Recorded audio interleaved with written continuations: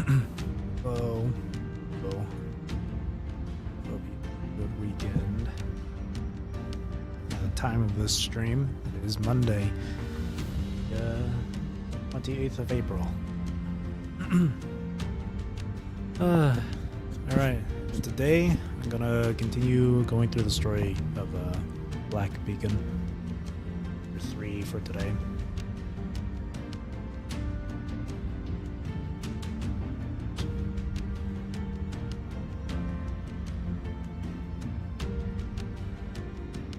I played through chapter 2 recently. It was just last week.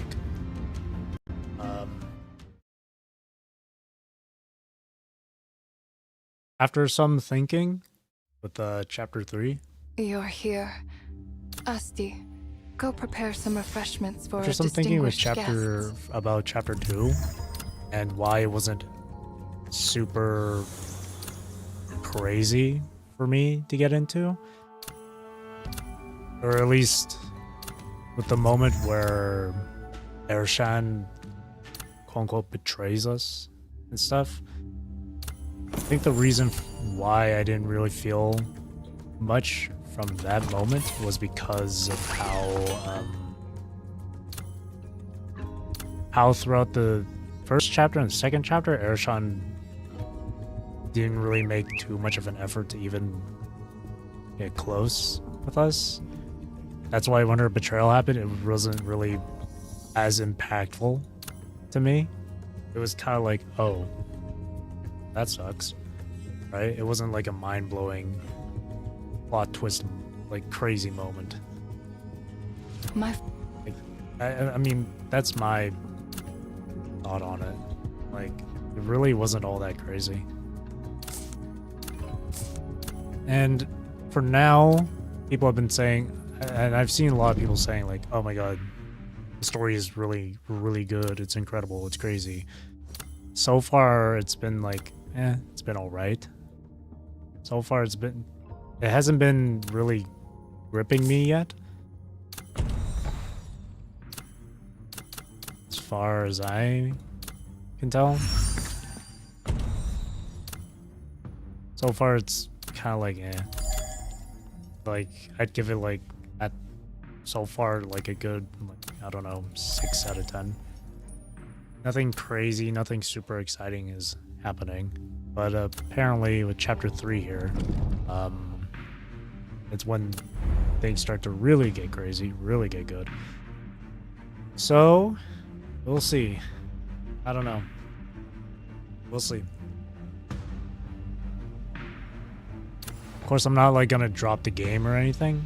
I still want to, like, it's only like just the first 2 chapters I went through, right? I don't think it's fair for me to completely judge and then possibly drop the game after just 2 chapters of the story, right?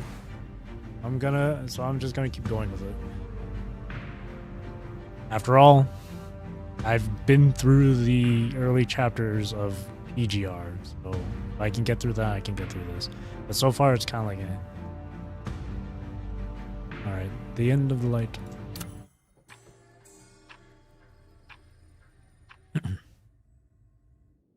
Falling.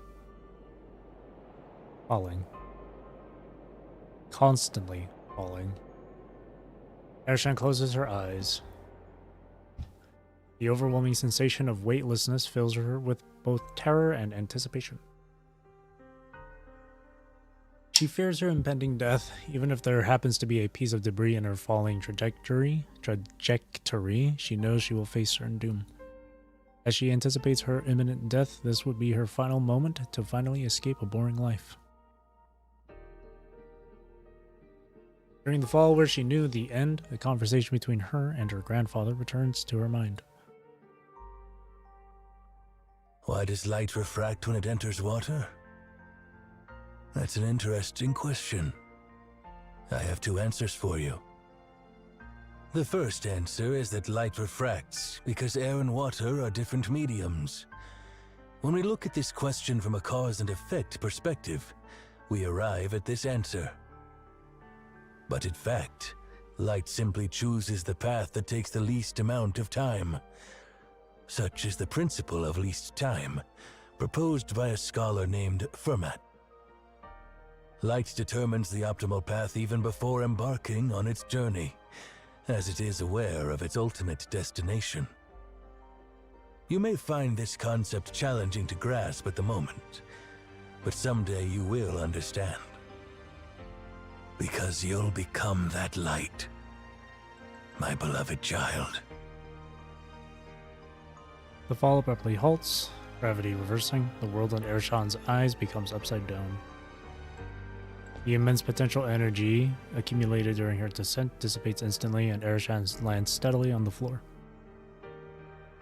Standing on the steel floor, Ershon looks at the path ahead and softly sighs.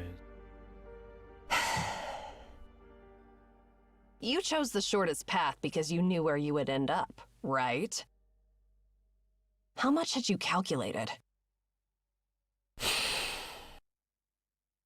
Forget it. It doesn't matter. The outcome remains the same despite efforts. Ershon lowers her gaze. This is seriously sickening.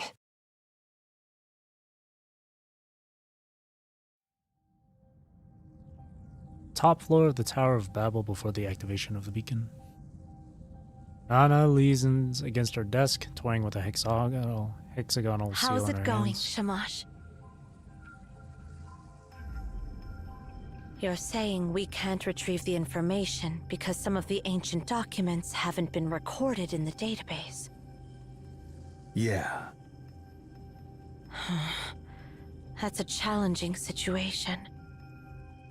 The radioactivity tests on the sedimentary mud and the carbon isotope measurements of biological remains attached to this copper sphere indicate that it was buried in the Philistine Sea for at least 2,000 years. Even if we were to search for documents from that period now, it would likely take a while before we find something useful.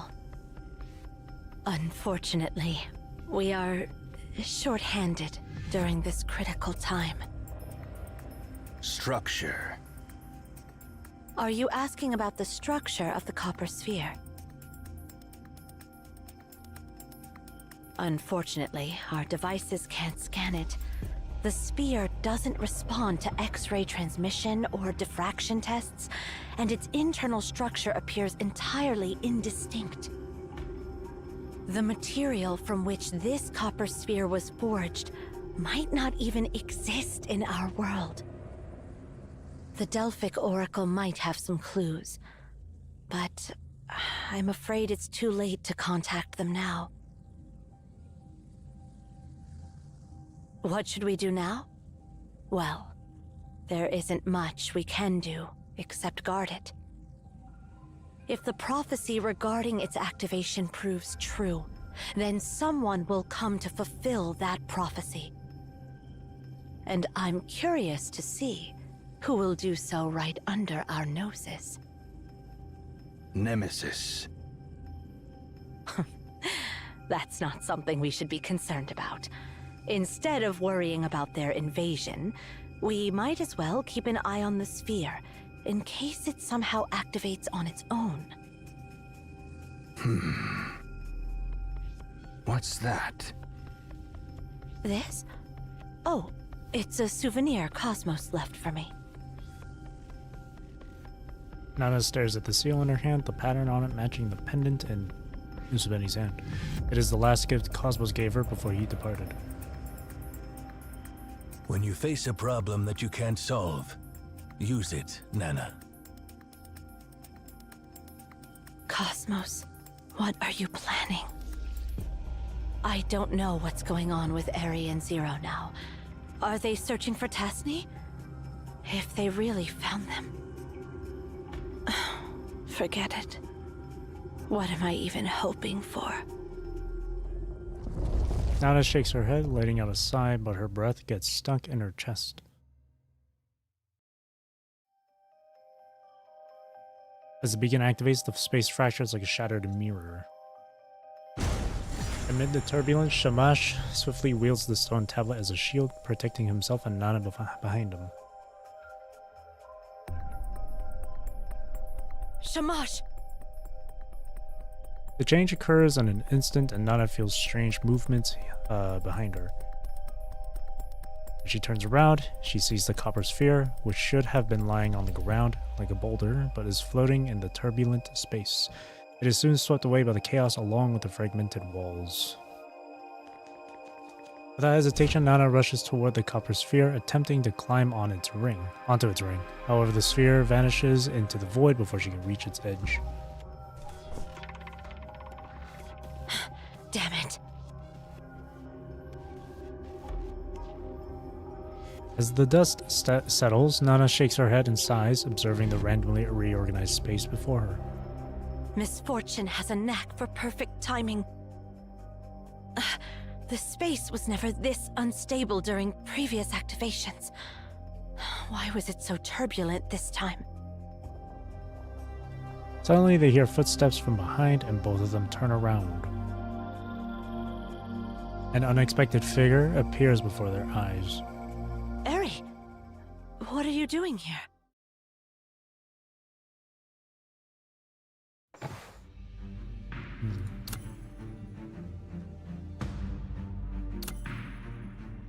Lineup automatically adjusted.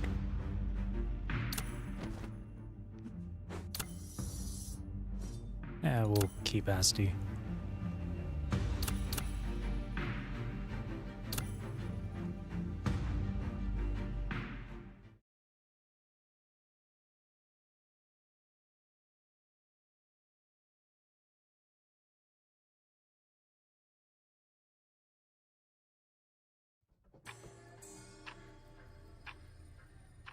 Soon, it will obliterate this place completely. Find Tasni, and he'll help you discover that command. Yeah. Instead of getting sidetracked by irrelevant stuff, perhaps we should focus on what to do next. Yeah. Farewell. Oh. I guess it's see you later. See ya.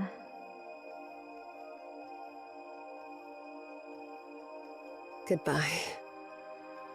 No. Farewell. Forever. See ya? Open my eyes. Yeah, see, they make it seem like you care for Arishan, but me personally, I don't really. I think she's cool and all, but like, I mean, again, throughout chapters 1 and 2, she didn't really make too much of an effort to actually get close to us. So it's kind of like, eh. With Zero, I understand because she's essentially like our bodyguard, but like, Arishan, not so much. Just as I hear someone calling my name, all my inner turmoil instantly subsides. Suddenly, I find myself looking into Zero's eyes. You have lost too much blood. I have barely managed to stop it. Her face is so close that our breath seems to intertwine. Are you feeling better now? Hastily, I turn my head, avoiding her gaze. Mistaking my action in acknowledgement, Zero stands and pulls me up. Darius, what's the situation now? The situation does not look good. You have been misled by the future Arishan. We all were. Her goal from the beginning was to find the divine words. She is the one who activated Arten. We are now trapped in a paradoxical spiral, where the cause is the effect, and vice versa. We knew that Arten was about to explode, so we started searching for the divine words to prevent its explosion. However, our action ends up creating the future where Arten explodes. Why did Arishan betray us? Because she wanted us to destroy the tower? She's I do with not Nemesis? She literally said that at the know. end of Do you chapter 2. remember when we first met Arishan? Share the images in my memory. I see. I need you to do something, Sia. Take me to the place when we first embarked on the journey. Her crystal clear eyes reflect my awkward face. For a moment, I feel like I am about to drown in her golden-hued irises. You can do it, right? Close my eyes. Where are you going? Out to get milk. Good. Everything will go as you wish. My story is reaching its end. But yours has just begun. Keep going, and do not look back. We will meet again. See ya. Tick, tick, tick, tick, tock, tock, tock, tock.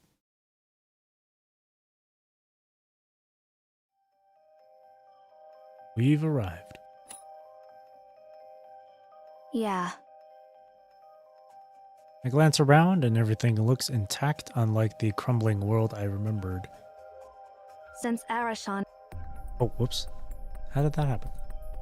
Since Arashan intends to activate Aten and now has the Divine Word, she must be looking for it. However, she does not have the access to the entire library. How is she supposed to find Aten? The Library of Babel truly extends infinitely around each primordial sector. Then when it unfolds, the original Tower of Babel will become a sugar cube tossed into the ocean, and each sector will be scattered in an infinite ocean. The probability of precisely locating another water molecule in this ocean is practically zero. Moreover, time is also a dimension in this space. In this, at least 5-dimensional spaces, any room that extends in time is grouped together. As a result, even when one locates a specific region in a specific era, they will still be facing an almost infinite number of rooms. Rooms from yesterday, from a year ago, from 10 years ago, from tomorrow, from a year from now, and from 10 years from now. They all coexist in the library at the same time. The essence of your ability is moving instantaneously through this space. Since time is simply one of the dimensions of space here, it is possible for one to walk from one time sector to another specific sector. While the probability is practically zero, it is not zero. That is, as long as one has an endless lifespan, has traveled infinite distances on foot, and has tried enough directions. I do not know exactly how Arashan found Aten in the future you foresaw, but she did. Her voice turns icy. Let's go.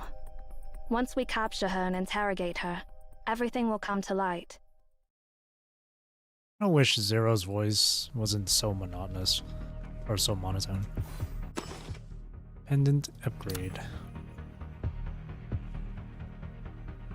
She could have a little bit more life to her voice.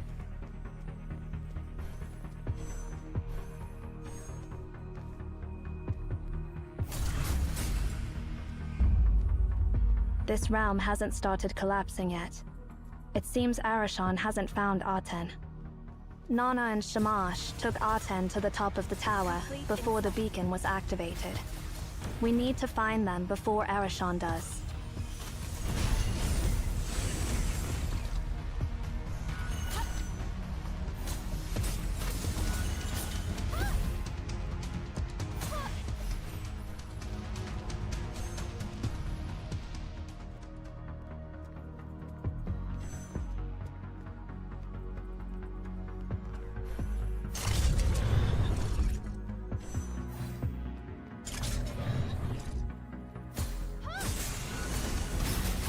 Complete insight.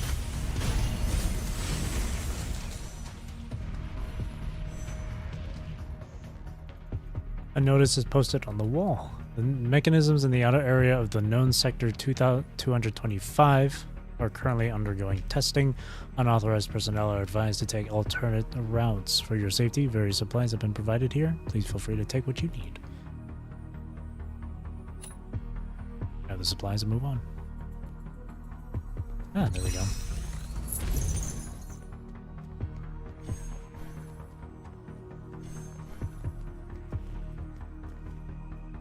Shamash. What's up, dude? Shamash remains calm despite our sudden appearance, only nodding silently at us. Shamash, Zero quickly scans the surroundings. Instead of explaining to Shamash what happened to us along the way, she throws questions at him. where is that copper sphere? And where is Nana? Shamash frowns slightly, not out of displeasure, but having sensed something from Zero's attitude. He mutters a name. Erishan. Not long ago. Eri, how did you... Nana analyzes Erishan from head to toe. Where are Zero and Seer? Aren't you supposed to be together? Erishan casts a sidelong glance at Shamash, but her attention doesn't linger on him for long. She looks around in a seemingly casual way. We were indeed together, but then I got swept away by the turbulence when the beacon was activated. Nana glances at Shamash, who nods in response. By the way, where is that copper sphere? Our situation is similar to yours. Nana briefly explains what happened to Shamash and her. Erishan raises her brow after listening to Nana's account. Wait, what? You guys let that bomb out of your sight? And a few And now you're words. standing here doing nothing about it? After finishing her accusation, Erishan moves to leave. However, Nana steps in front of her, blocking her path. The sphere is important. However, Eri, if I remember correctly, you went to the modern floor with Zero and Seer, right? Nana's gaze is fixated on Erishan. So, how did you end up here? What are you doubting? I just want to confirm something. All right then, I'll get straight to the point. The prophecy is true, and that outsider does have access to the entire library. Not long ago, Seer took me and Zero to the time sector 80 years ago, and we met Tasni there. Nana's expression wavers at the mention of that name. What did you say? Erishan pretends not to have noticed Nana's reaction. Tasni told us that the mechanical spear is Aten, the god of the sun, in Memphian mythology, commanded by the binary language. It is the culprit that destroyed Akedaton. Soon, it will be activated again and obliterate the Library of Babel. I got separated from them, and by the time I realized it, I was already here. Do you want to ask for more information? Or will you come with me and find that copper sphere? Nana is about to say something, but in the end, she just stares intensely into Erishan's eyes. Erishan, are you the one who activated Aten? Erishan meets Nana's gaze unflinchingly. What are you even talking about? I intend to deactivate it. After Erishan finishes speaking, Nana casts another glance at Shamash. Erishan shakes her head impatiently. Whatever you say. I won't waste my time playing your detective game. You can't even keep a copper sphere safe. Honestly, this makes me wonder if you have stayed too long in the tower and your brains and bodies have started to rust. Suspect me all you want. Just don't stand in my way. Once again, Nana stops Erishan. Hold on. I'll go with you. Just as Shamash is about to follow, Nana waves her hand casually. Stay here, Shamash. Zero and Seer might arrive later. Someone should wait for them. Don't worry. We'll be fine.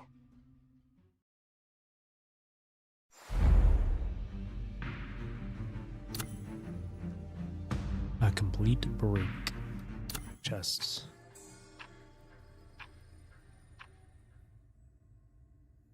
Shamash murmurs a few names and some vague words, and Zero seems to understand everything. So, Nana left with Erishan. Yeah. Zero sighs softly. So, long story short, Shamash. Arishan has betrayed us.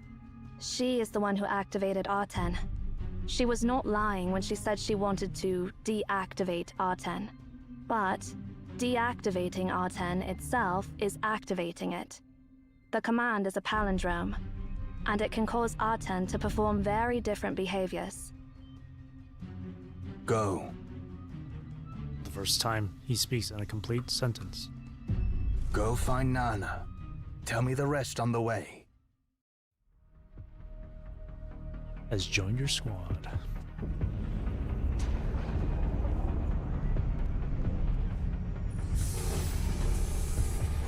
Ah, the presentation. That's fancy. That's the way we came from. This place keeps changing. We need to figure out how to reach over there.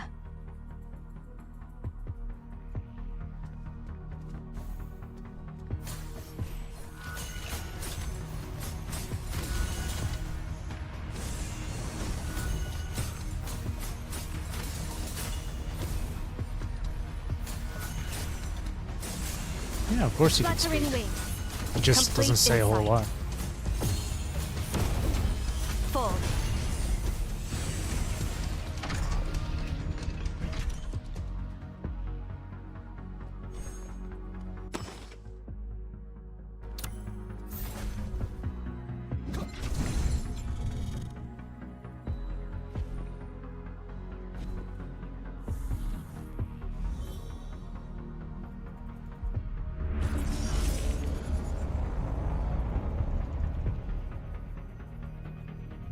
Gravity is reversed.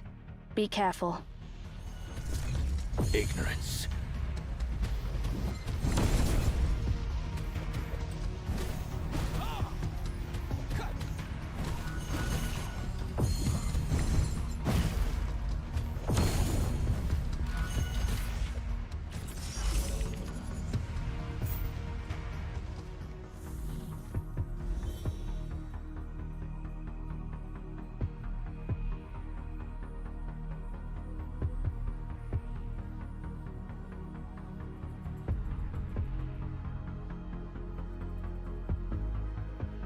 The sensor is right here. We need to activate it with a touch. We can use these sensors to change the status of those platforms, adjust their height, and create a path to the central console.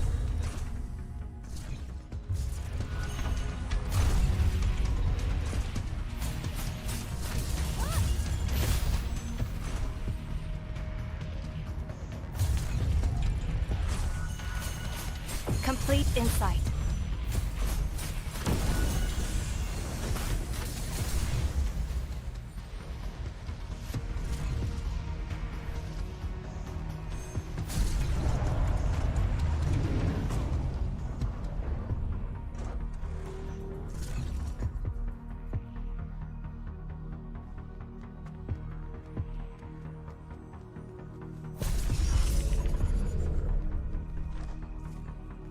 Oh, whoops.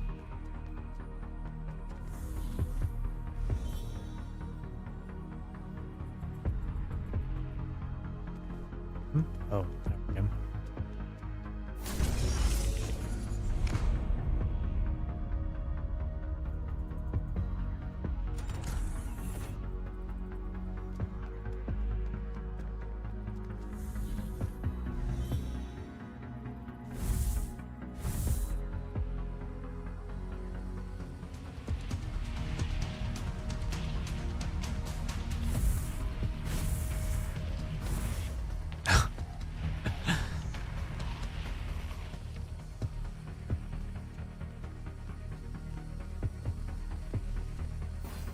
Complete insight.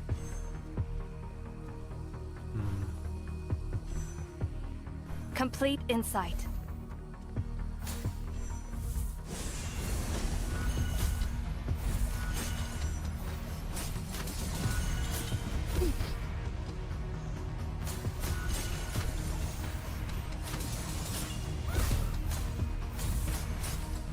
Complete insight. Fluttering wings. Complete insight. Full.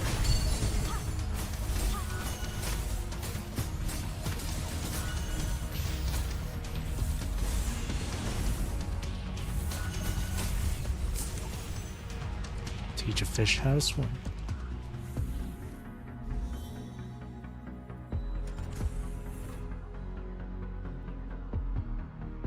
These traces are...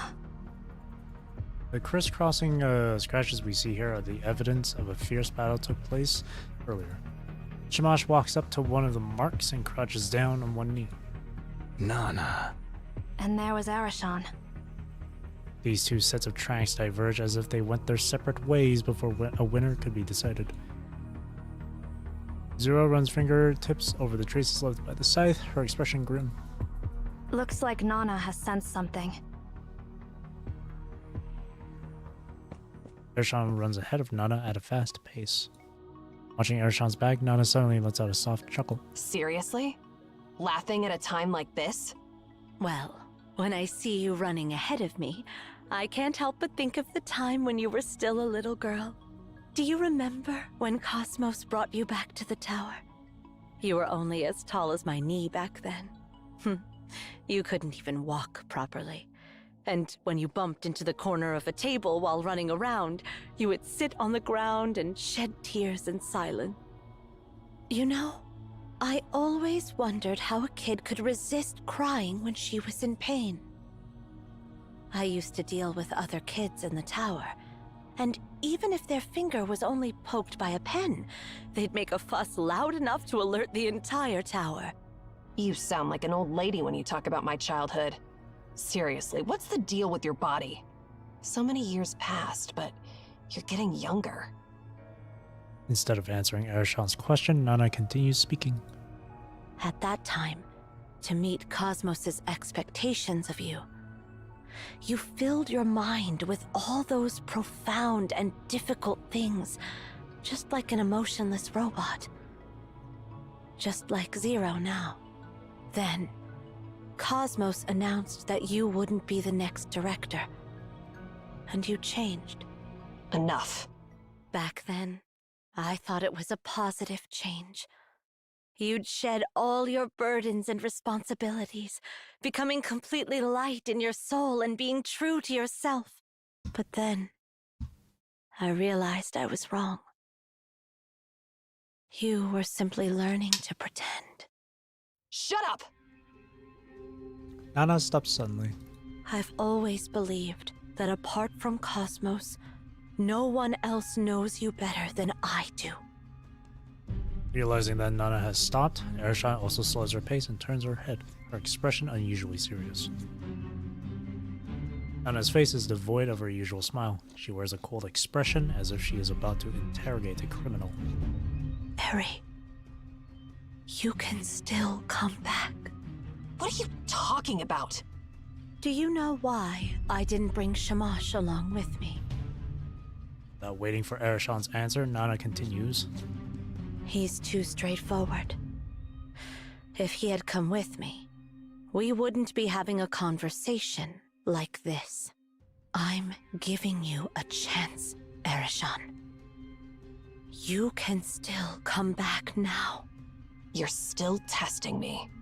I know what you want to say. Everything you said in front of Shamash is true. Because Shamash can see through all lies. But you were withholding some key information, weren't you? I've accompanied you since you were young. There are things I can see even when you don't say anything. Since I heard from Seer that you brought the warning about the sphere destroying this place in the future, I've been wondering who could have activated it right under our noses. No one would suspect you, because you were the one warning us and insisting we prevent such a future. But all MAONs know one thing for sure. Prophecies are destined. Once a future is given, it's irreversible, because at that moment, it's no longer a future, but a part that has already happened. The warning to prevent such a future doesn't make any sense at all. I knew you'd figure it out. But I didn't expect you to go along with my lies when you knew I was lying. because I wanted to have a genuine conversation with you alone to get an answer. I don't get it, Erishon. I don't know why you've decided to betray us. That's the only thing I don't understand. Tell me, what exactly do you want to do? Erishon's words take a different tone. Do you trust me or Cosmos, Nana? Why are you asking this? Well, you don't have to answer my question. I already know. Since you're well aware that a prophecy's future is destined past, you should know that you won't make it. Nana doesn't respond to Erishon's question. Instead, she swiftly draws a sharp scimitar in the right hand, its blade resembling a crescent.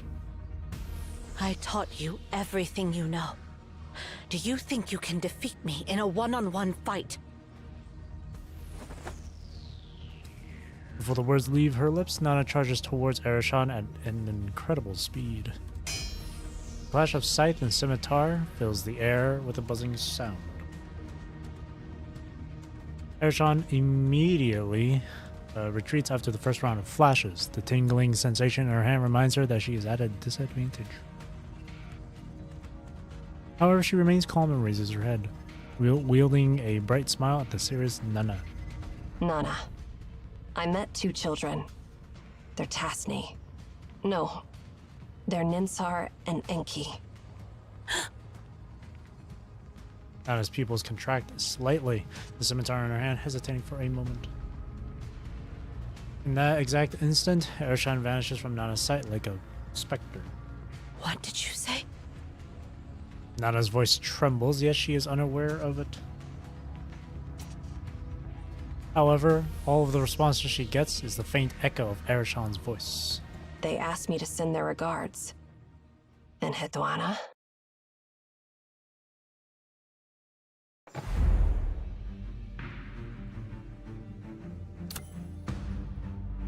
Split up. There's one chest in this area.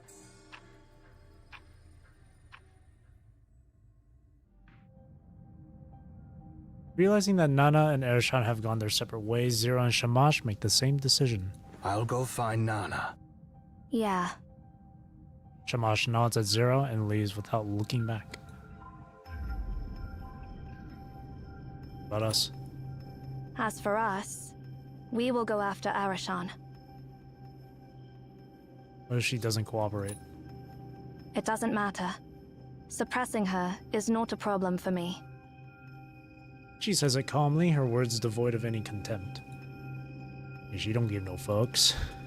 That makes her even more condescending. I suddenly realize that perhaps this girl in front of me, who has been the most obedient from the start, is the one who maintains the greatest distance. I'd rather trust Zero than I would Erishon, though, to be fair. At least Zero actually protects us. As I move forward, I suddenly feel something strange beneath my feet, as if something foreign is wedged under the floor, though the surface looks perfectly smooth. I glance at Zero, and without a word, she steps forward and strikes the floor with her staff, shattering it. Before us lies an incomprehensible sight. A section of the floor that has been solid concrete is instead perfectly fitted with a box. Its shape is unsettlingly unstable, as though it might vanish at any moment. Does this have anything to do with Erishon? Zero shook her head, indicating she wasn't sure, but her expression was unusually serious. I can feel that something strange is about to happen, and this is just a precursor. If we're going to open the box, we need to act while it's still stable enough.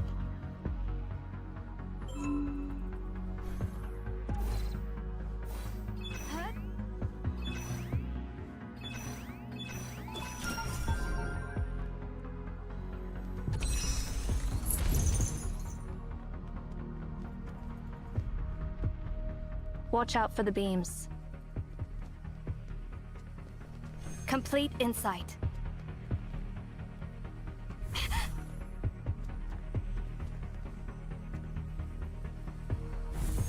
Is this hell? what They're pain just feels coming like? out of nowhere, dude.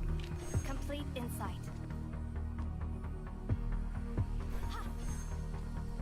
Is this what pain feels like? Fucking dodge.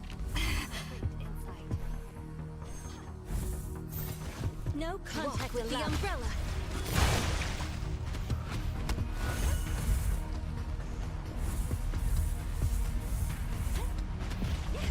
No contact allowed. Eesh.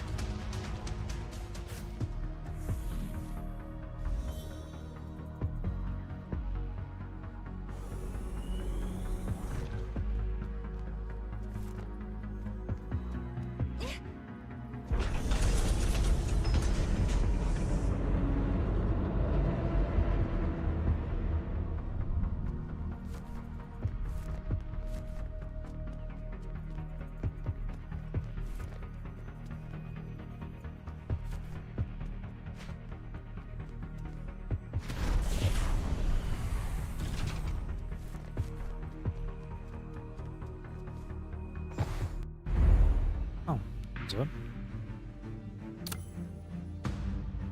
Farewell.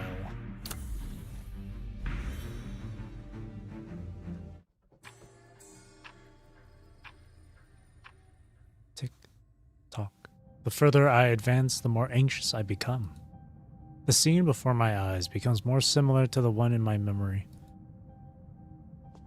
Zero stops and looks back at me, confused, silently asking why I am stopping. Can we really stop her? Can we really stop her? Surprisingly, Zero doesn't answer my question this time. In this realm, we have seen far too many multiple tragedies. Even our current course of stopping Ershon feels like it is being dictated by destiny. I'm sorry, I didn't mean it. Even though the future is destined, we will do our best to defy it. Perhaps even our struggle is part of destiny.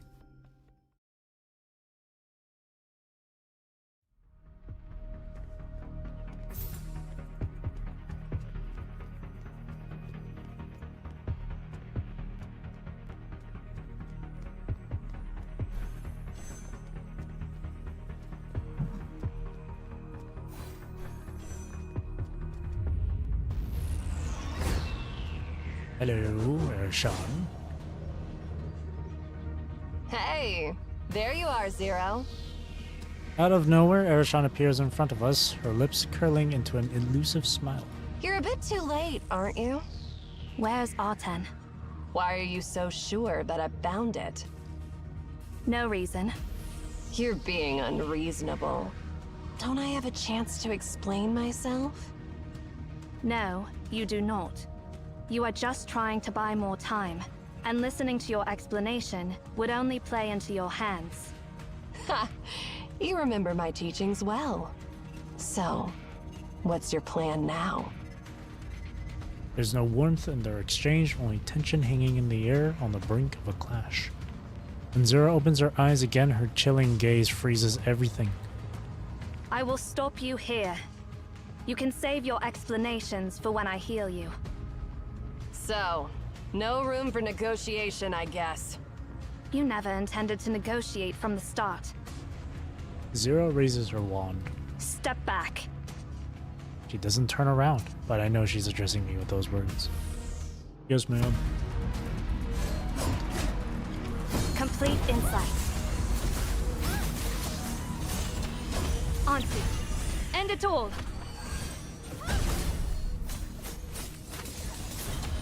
Fall.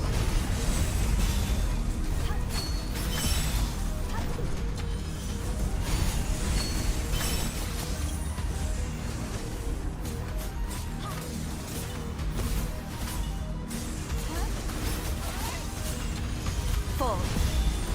Need an umbrella? Walk with the other.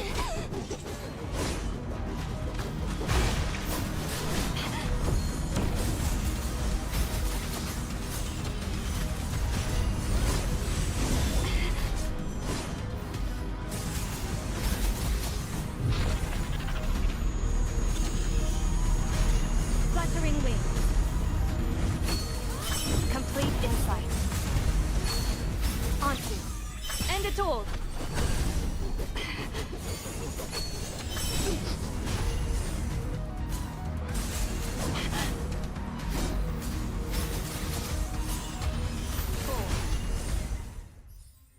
As the tangled figures separate once again, Erashan's face loses its calm. She steps back, looking for a way to escape, but she's trapped at the edge of the platform.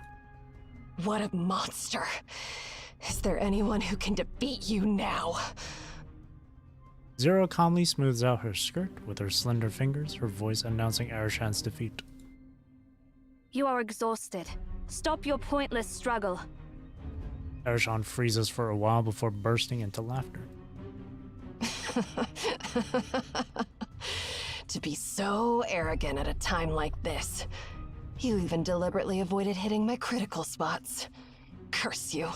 You're not taking me seriously at all. Alright. I didn't expect to best you anyway. We'll settle this score another time. Zero furrows her brow at Erashan's words. Do you think you can still run away? No. I'm not the one who'll be running away. Wait, Zero. Although Erashan is cornered, her voice carries true confidence. Didn't I tell you? You're a bit too late. Erashan snaps her fingers. That concludes the prologue. Now it's time for the climax. If that was a prologue, then shouldn't we be at the beginning of the story? Not the climax? That's a big skip. As if in response to Erashan's words, a foreboding sound fills the air, emanating from the distant reaches of space. Oh no. It is an echo from the past, spreading out like ripples, layer after layer. And then... the sun.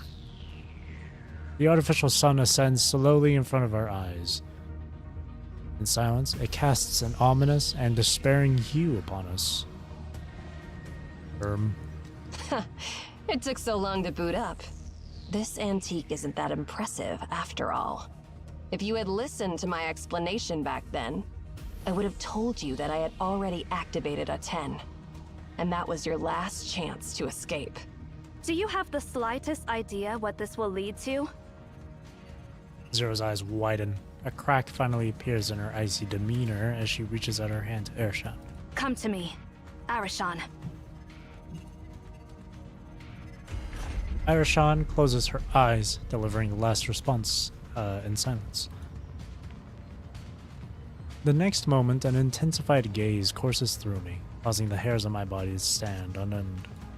Instinctively, I turn my gaze towards the sun high above Erashan's head. I'm gonna get evaporated here. Disintegrated. Thanosed. We're quite literally going to get cooked. Though it possessed no eyes, I can feel Aten's gaze upon me. The realization that the sun is watching me sends a shiver down my spine. Zero seems to understand this as well. Her eyes shift to mine, filling with surprise before settling upon Aten once more. Aten's light flares up and then fades quickly, and the spots on the sphere gradually disappear. We are so close to it, which means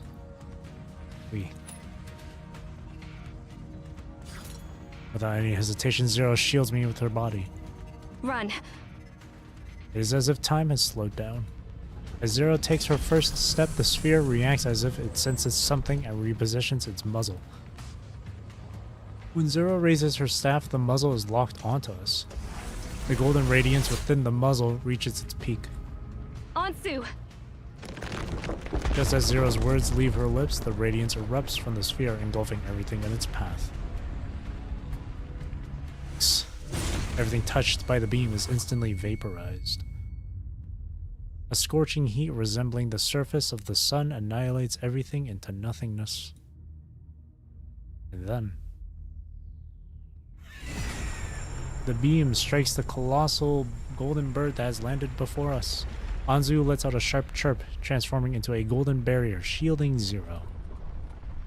The dazzling light almost blinds me. At that moment, it feels as if magma courses through my veins instead of blood. Zero's eyes widen as she stares into the sun. And then everything is annihilated by the white radiance.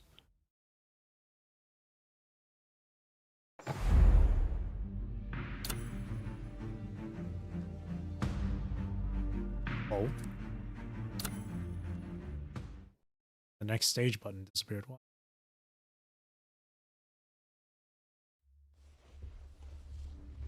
Oh. Oh shit. Finally, the moment has come.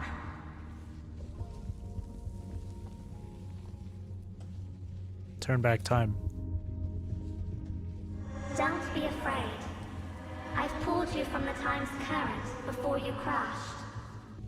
As promised, I will shield you from any harm that comes your way. Don't worry about this place. This realm is unique. Not even the sun's radiance can touch it. Come. I'll assist you in repairing the areas devastated by the sun.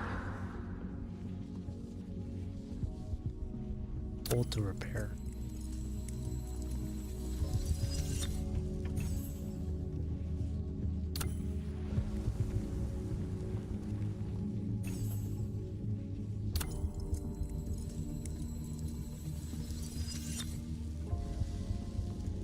Oh, whoops.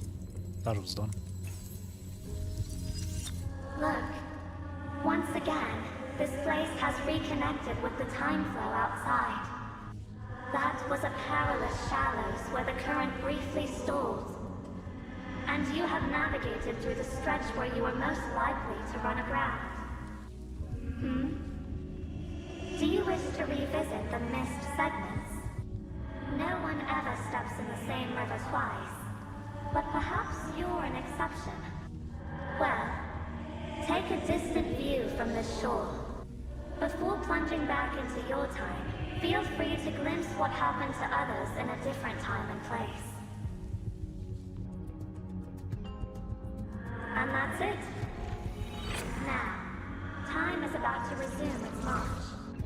While I can momentarily pull you from the time's current, stopping its flow is beyond my capabilities. Let's set sail. We'll meet again at the next stop, wherever that may be.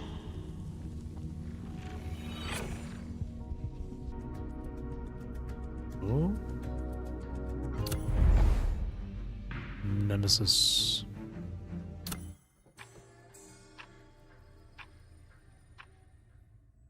How ridiculous.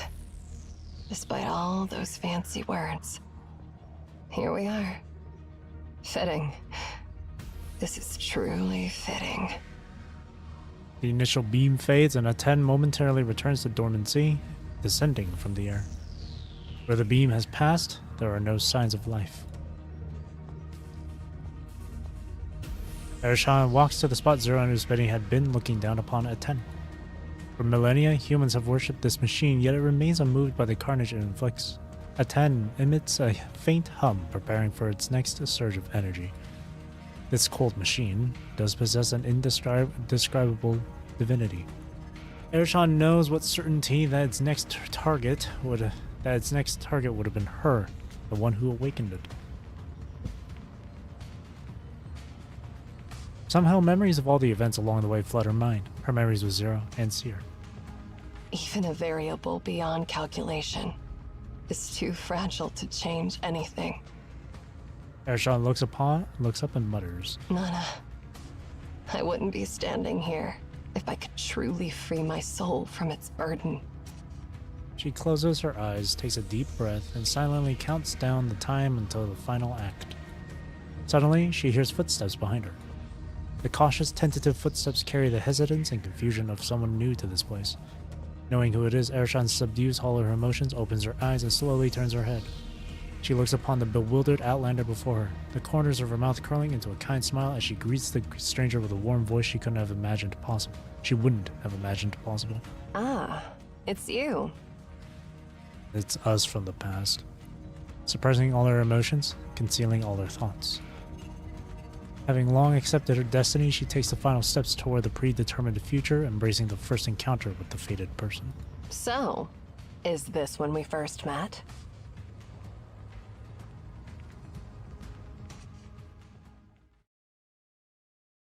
A flickering candle burns at the center of the round table. The weak candlelight fails to illuminate the surroundings, getting consumed by the darkness before reaching the seated attendees. The faces of all attendees remain hidden in the shadows. They could not see one another, nor was there any need to. A round table is meant for a gathering where all attendees are equal, but a special chair stands at one end, towering over the others. It stands noticeably taller than the rest, with its back directed towards the attendees, adorned with an ancient and solemn pattern. The chair remains fixed in its position, never to be turned around, yet none of the attendees raise any objections, even if they are uncertain of who, if anyone, is sitting in that significant position. Everyone within the shadows share a tacit acceptance. The voice from the main seat breaks the silence, signaling the start of the meeting. Ladies and gentlemen, welcome. The voice emanating from the main seat is mechanical and synthesized, devoid of emotion or discernible gender. In unison, they nod slightly in the direction of the main seat. Even though it will never face them, they know the gaze of the seat's owner encompasses everything. All deeds have consequences, all debts must be paid. A sigh escapes the mechanical voice. It's been some time since we gathered like this. I hope everyone has been successful in your endeavors. I have called this meeting because the opportunity we've been waiting for has finally arrived. The mechanical voice pauses, then changes its tone. I'm hearing the sound of the waves. Is that you, Drifter? Drifter? Hello, Leoju. Soon tapping sounds on the tabletop come from the speaker. Is Drifter from D2? Kidding. It's a code. The translation of the code appears in front of Drifter's seat, replacing her words. All eyes turn towards her. Yeah. The tappings of her knuckle resembles the echoes of the deep sea, long and lingering. A lingering sound carries the echo of ocean waves as if she were adrift in the middle of the ocean.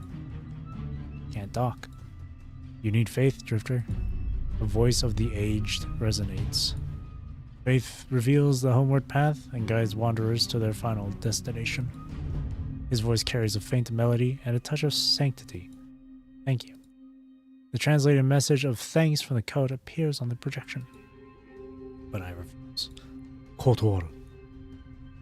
The figure known as Martyr tries to add something, but the mechanical voice interrupts him. How is your plan progressing, Martyr? Martyr stands up and bows slightly towards the main seat. The plan is proceeding well. With the demise of the Lord of Blossoms, the courtyard is now without a leader, and they will soon choose a new one. Power struggles have engulfed Japheth, leaving the new leader of Florentine completely occupied within this stream of chaos. Although the house once controlled half of the Empire's military might, now all commanders and generals are waiting for the turmoil to settle. No one heeds the call of the young Duchess, as she has no spare time to concern herself with the events on the other side of the continent. The mechanical voice expresses its approval of the news. The news always brings joy to those who hear it. I'm destined to fulfill my mission. Martyr bows once again before taking his seat. Everything on land is progressing as scheduled, and our long-cherished vision is becoming a reality. It will become the wheel of steel that grinds everything in its path. However, I wonder if things are progressing as well for us on the ocean, where the wheel doesn't work. A scoff came from Martyr's seat. After all, I heard that not too long ago, the so-called Queen of the High Seas surrendered the remnants of the anomaly beneath the Philistine Sea to someone else. Drifter shows no signs of anger, but simply withdraws her hand. She clears her throat and starts speaking. I met an interesting lady, a young Emeon. She made me an offer I couldn't refuse, or rather, we couldn't refuse. She asked for the god of the sun, in exchange for the fall of the Tower of Babel. What did you say? This meeting is not a stage for your nonsense. Drifter was telling the truth. We did receive an offer from an Emeon. The god of the sun will serve as our first Trojan horse to dismantle Cave, or CAVE. Also, these guys are nemesis. Are you ready, Magnifico? The man who has remained silent in the shadows lifts his head. Oh yeah. Finally, it's my turn, huh? His voice is unprocessed, carrying the cheerful tone of a young male, laced with a hint of indolence that seems out of place. Of course I'm ready. I'm a professional, and the troops I hired have been positioned near that tower for quite a while now, just waiting for the signal to attack. But before that, let's discuss how to split the spoils. Oh, what do you desire? Well, I have no interest in the library. As you know, the only good thing about me is my pragmatism. The one thing I want has never changed. That magnetically confined fusion reactor. I've already struck a deal with the Polestar military, and now I'm simply waiting for the promised goods. Hyena. Hey, why a personal attack all of a sudden? You hold no reverence to the unknown. Sooner or later, your greed will be your downfall. How can the god of the sun fall into the hands of people like you? Magnifico snorts. If we truly held reverence for those things, we wouldn't be sitting at this table plotting how to squeeze out their last ounce of value. I understand you had a rough time in your last operation. You even used the Charybdis, but didn't get the god of the sun you've been longing for in the end. Well, I happen to have a generous soul and enjoy sharing with my partners. How about this? You're free to research the god of the sun all you want, and you only need to share the results with me. What do you say? You enjoy the research process, right? Moreover, I'm not particularly interested in that copper ball. All I need is the technology to create a fusion reactor. Eredito. Well, that's acceptable. But then again, compared to Japheth, what concerns me more is the organization on the other side of the continent, the ancient nation as old as Obed. While it appears gentle and reserved, it possesses the wisest brain in the world. It might be able to foretell the approaching storm, and that's the uncertainty that worries me. A warm voice responds to Magnifico's question. Sower? Or sour? Sower. Don't worry. Tian will soon face a catastrophe that will engulf the entire Grandeur River basin, and Wei Shi won't have time to worry about the distant Emean. We're making some serious progress. Do you need our assistance? You're after the cerulean water, aren't you? I don't need your assistance. Sower's tone suddenly turns cold. I believe I made it clear that my condition for speaking with you here is that none of you, nor your clique, will ever take action against Jen. Please refrain from testing my limits. Hey, take it easy. Eredito simply can't control his curiosity. We certainly all respect your wishes. It's like the gathering of the espadas or something from like Bleach. Or the frickin' masters from Great Grand Order Lost Belt. Let's get down to business. It seems everything is in place. You may proceed, Magnifico. I promise that the god of the sun will be at your and Eredito's disposal once this is done. All I need is an outcome. There's a surprising softness in the usually emotionless mechanical voice. However, the order it issues is terrifying. I need the downfall of the beacon and Emeon. I only do what's within my paycheck. Just to make myself clear, I'm responsible for retrieving this stuff, not fighting those monsters. It's good enough. I have faith in your ability to meet our expectations. You may resume your tasks, ladies and gentlemen. Silence fills the main seat. No further words emanate from it. One after another, the figures surrounding the table fade away, until even the table and the space itself vanish in darkness. A tower to heaven, standing for thousands of years. Your downfall is nigh. But why? Why you know like tower? A method of exhaustion, 2 chests. We get to play as Nana.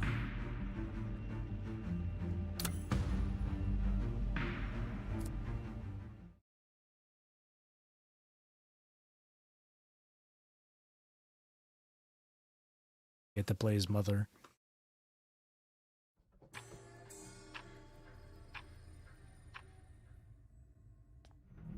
At that moment, Nana swiftly turns her head as if sensing something, and what she sees is Shamash slowly approaching her.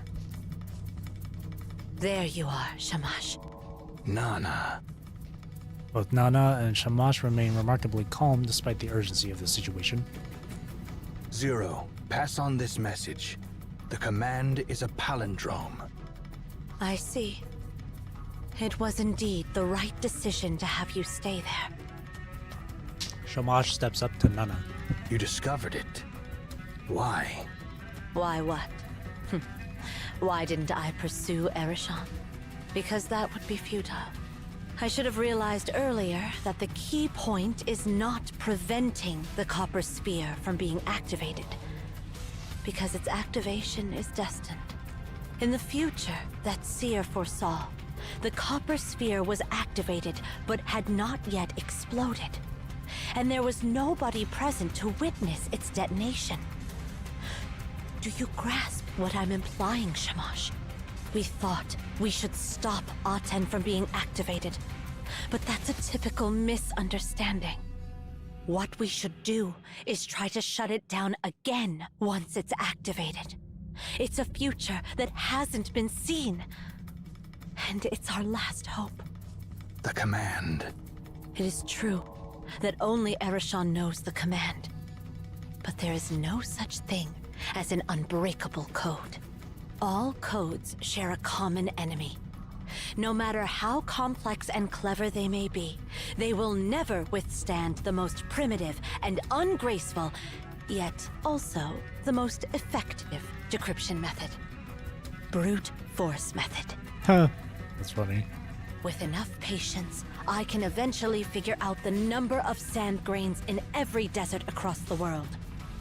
We could just brute force it. Given sufficient time, as long as I try them one by one, I can ultimately decipher all the codes in the world. Such is the mathematical death sentence for all codes, and brute force method is the executioner. It reminds me of something, you know? Shamash remains silent, merely glancing around. Exactly. It's similar to what this library has been doing for millennia. It lists an infinite number of possibilities based on a finite set of characters. Truth always exists in those infinite possibilities. It's just, we haven't found it yet. All we lack now is time. The very purpose of cryptography is to delay the progress of decryption. Through countless laborers and slaves, combined with unwavering determination and patience, the Memphians unraveled the command to activate Aten. However, we don't have that much time or manpower. Nonetheless, we're a few thousand years ahead of the Memphians. During Akhenaten's era, people themselves were the basic computing units, using their fingers and brains to calculate. But now, the most advanced computer in the world is right here, in this part of the Babel Tower. And that's why I didn't pursue Ereshkigal, but came here instead. The central computer room. Indeed. These interconnected processing modules. Insufficient. Are you worried the computational power is still not enough? Well, if we solely rely on the processing modules in the tower, it might not be sufficient. But this is the Library of Babel. It replicates all the rooms infinitely, which in turn expands the size of our processing module rooms infinitely. So, we'll combat infinity with infinity. We use the library to achieve trillions of possibilities and achieve a feat that would take the Memphians eons to accomplish. We'll connect all the extra processing modules, forming a processing network with ample computational power, and leave the rest to brute force method. Complex techniques are nothing in the face of raw power.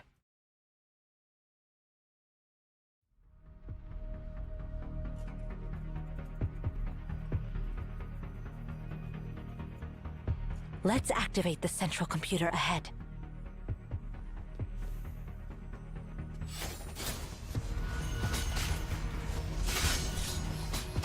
Futile effort!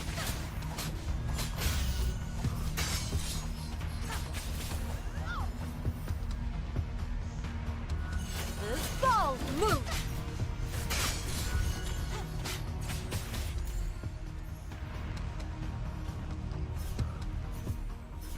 me take a look around.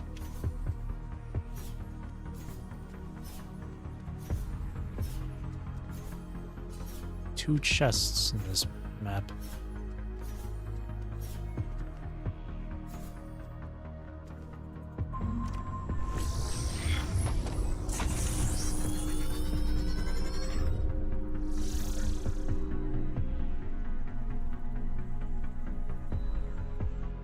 Let's see.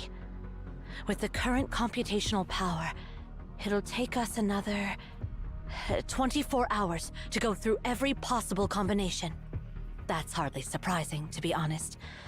Looks like we'll have to connect the other arithmetic modules.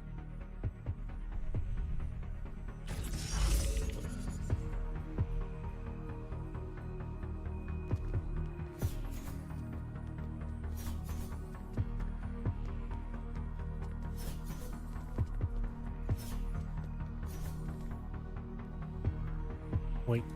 As we reached the far end of the control room, Nana suddenly stopped. Jamash wasn't surprised knowing that beneath this section of the floor lay one of the two power hubs for the central control system. Just to be safe, let's double check the power system. If the computing modules are connected in parallel but can't be activated, all our efforts will have been for nothing. Oh.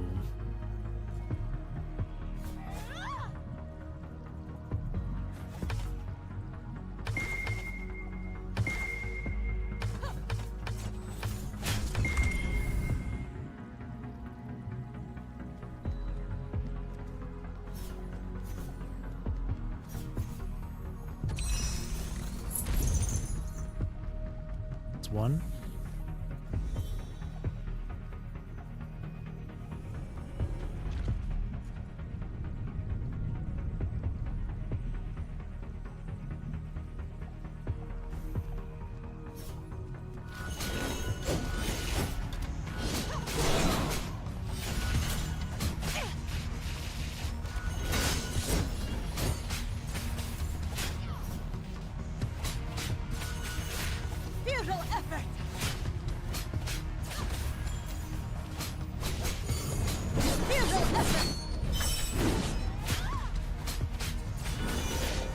No contact allowed.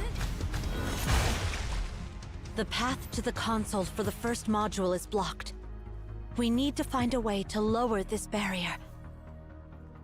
Are there sensors up there?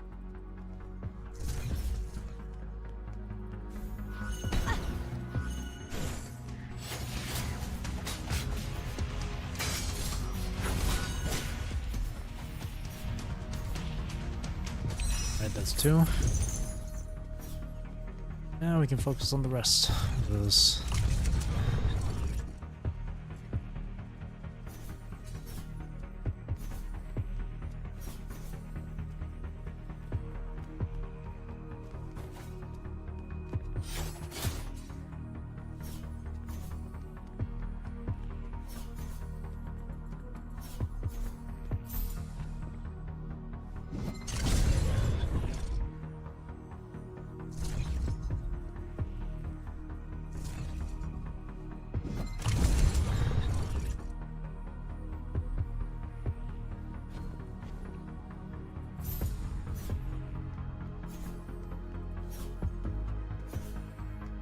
Nana, the space.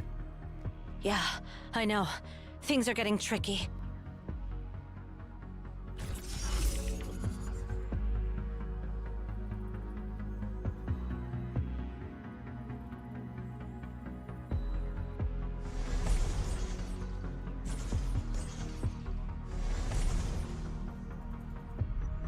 The walls and floors seem to Space. walls and floors seem to ripple, and suddenly the room feels out of place. The timeline of this library is collapsing, along with the nearby time periods. I'm afraid Ereshkigal has caused it. This space is highly unstable now, and we can't be sure which point in time we've been sent back to. But don't worry. We still have a chance before the timeline of this space collapses completely. How much more do we need? 60%. We need to pick up the pace.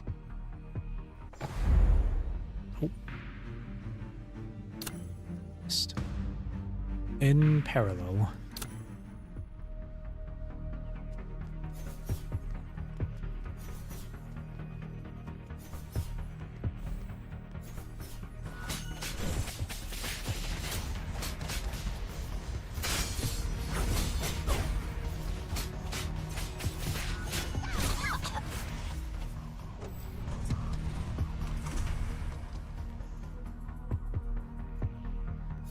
It's like one chest in this map. Or in this stage. The area ahead.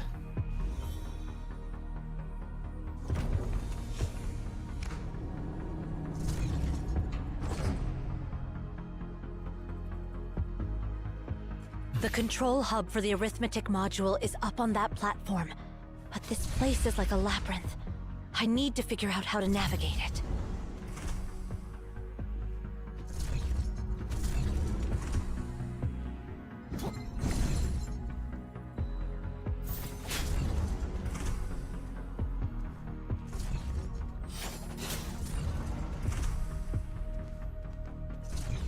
Revolve, moon!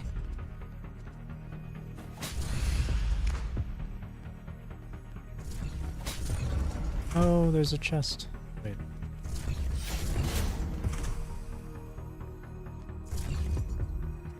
Came and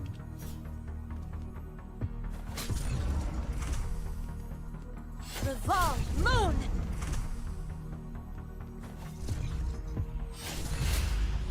there we go.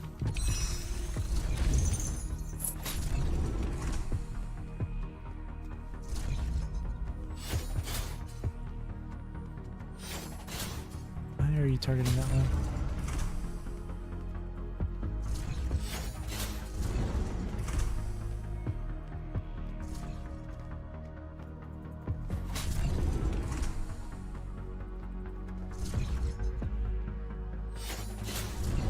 Why is it? Waning crescent! Revolve, moon!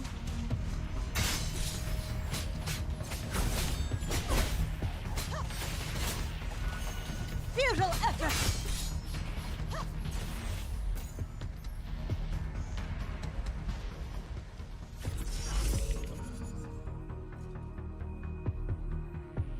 And this arithmetic module is connected too. All right, we're down to the last module. Let's keep going. Oh, that was really short. Final module. I might end up clearing this chapter really quick and easy today.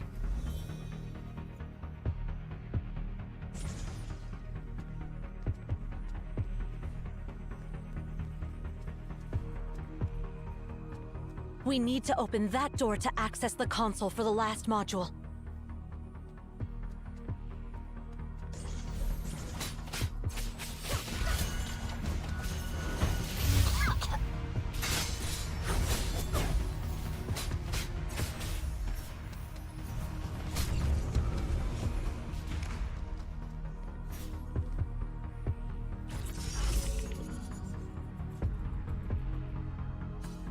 The last module's now connected. We can leave now.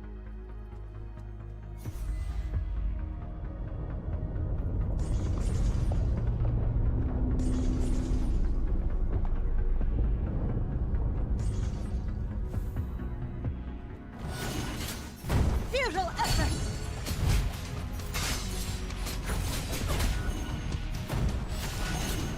Futile effort! Christ. All the modules are connected now. Let's hurry back and reboot the central computer. Dodging in this game feels weird for me.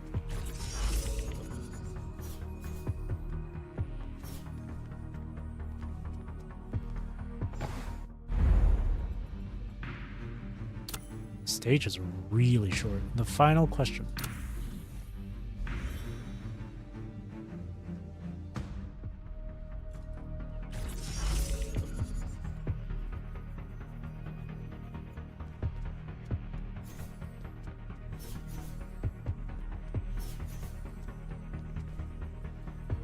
Nana? Shamash suddenly got out to Nana. I understand the space was too unstable earlier. It could have affected the power system. She stepped aside and turned her gaze toward the power system hub beneath.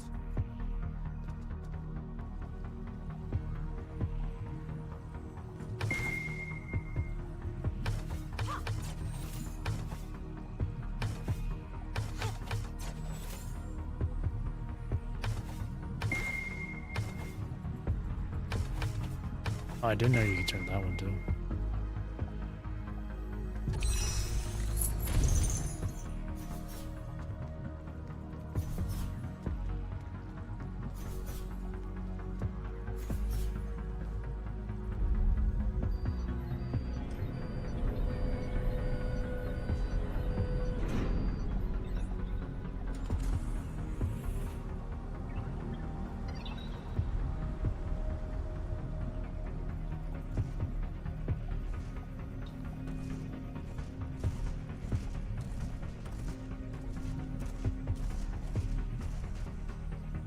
We've successfully restarted.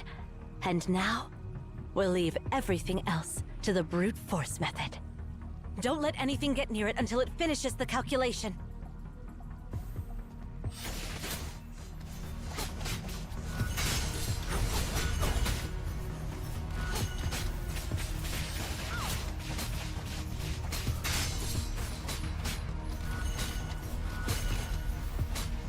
That is a lot of fun.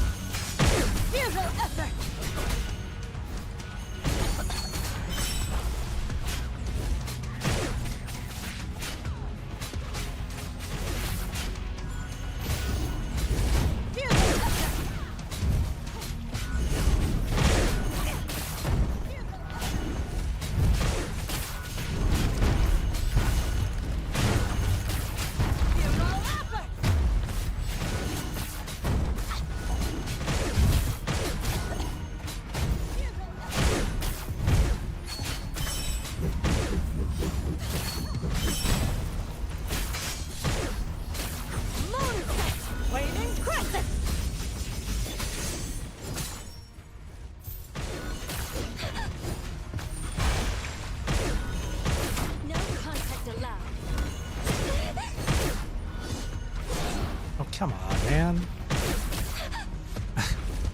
Dodging feels so weird in this.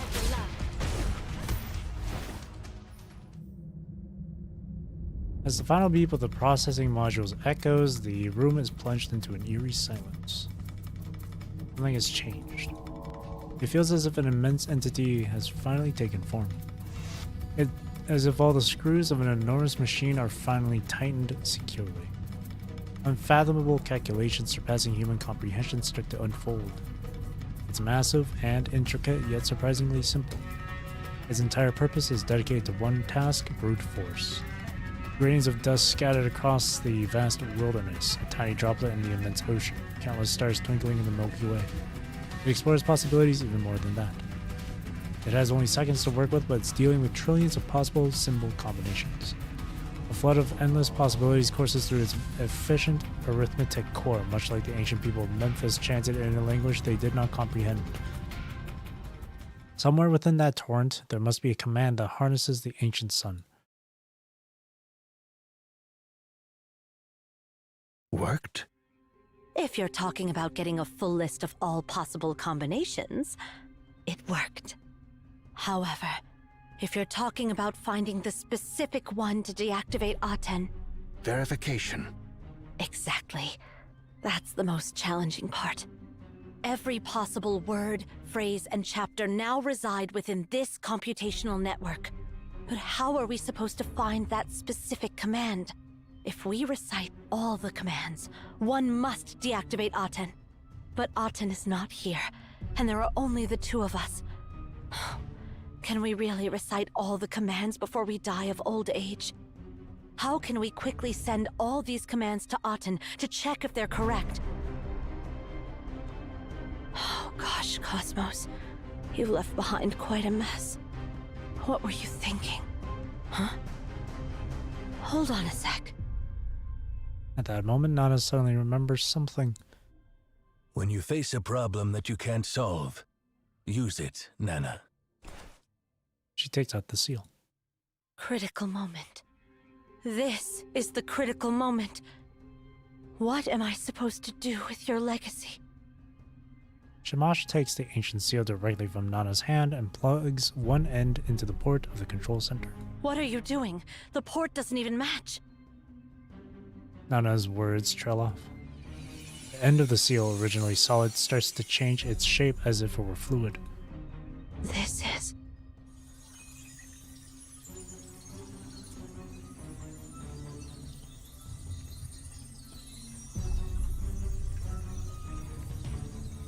Miraculously, the end of the seal smoothly fits into the port of the processing module. Products of ancient craftsmanship and modern industrial standards meld seamlessly, concealing how the solid seal underwent such a transformation. It's as if someone has designed it precisely for plugging into a machine that would be created in the distant future.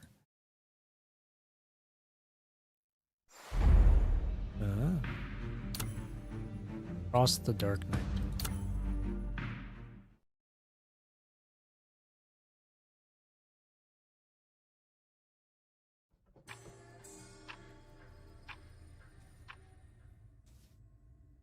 Once again, the chaotic world slowly began to lighten up. It feels like a long dream, yet when I am awakened, the memory within the dream fades away. Open my eyes. What comes into my view is a fragmented world. We're in the Hetero Tower. Streams of data transform into shimmering specters and shadowed alloy plates float in the air. Everything appears to be slowly disappearing, like objects dissolving in a liquid. Numerous questions fill my mind, but the situation prevents me from trying to piece together the events that have happened. As my senses gradually return, the first thing I smell is a strong smell of blood. It also makes me puke, or vomit, same thing. My skin feels sticky where it touches the ground. I find myself in a pool of blood, but I don't feel any pain. What exactly happened? Oh right, we failed to stop Erashan and she activated a 10. We were struck by a 10, and then what? A faint cough, as subtle as a mosquito's buzz, sounds near my ear, instantly jolting me awake.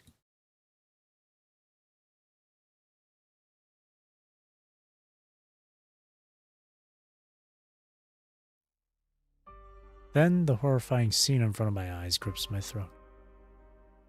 What the heck?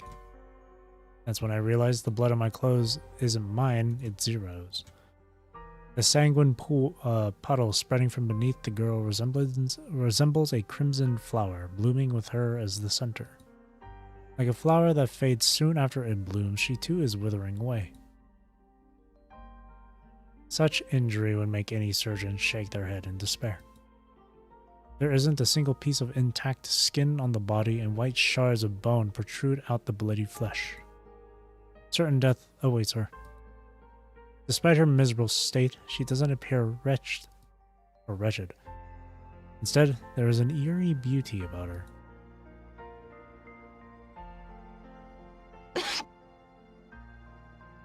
She coughs again. Each cough brings forth blood and viscera from her mouth.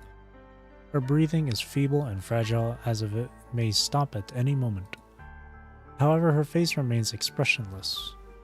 There is no pain or despair. It's a flesh wound. Put a band-aid on it. She is serene as ever, as if the pieces falling apart are not hers.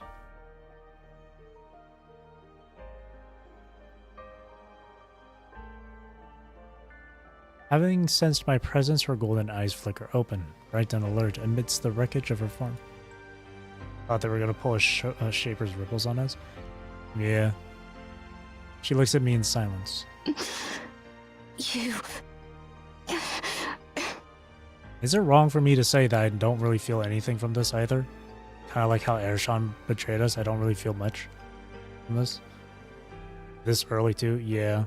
It's kind of like the same feeling I got from like when I played Nikke the first time, like the prologue. Like, I know Zero is kind of like our bodyguard and stuff, and I do appreciate that, but it's like we really didn't bond all that much.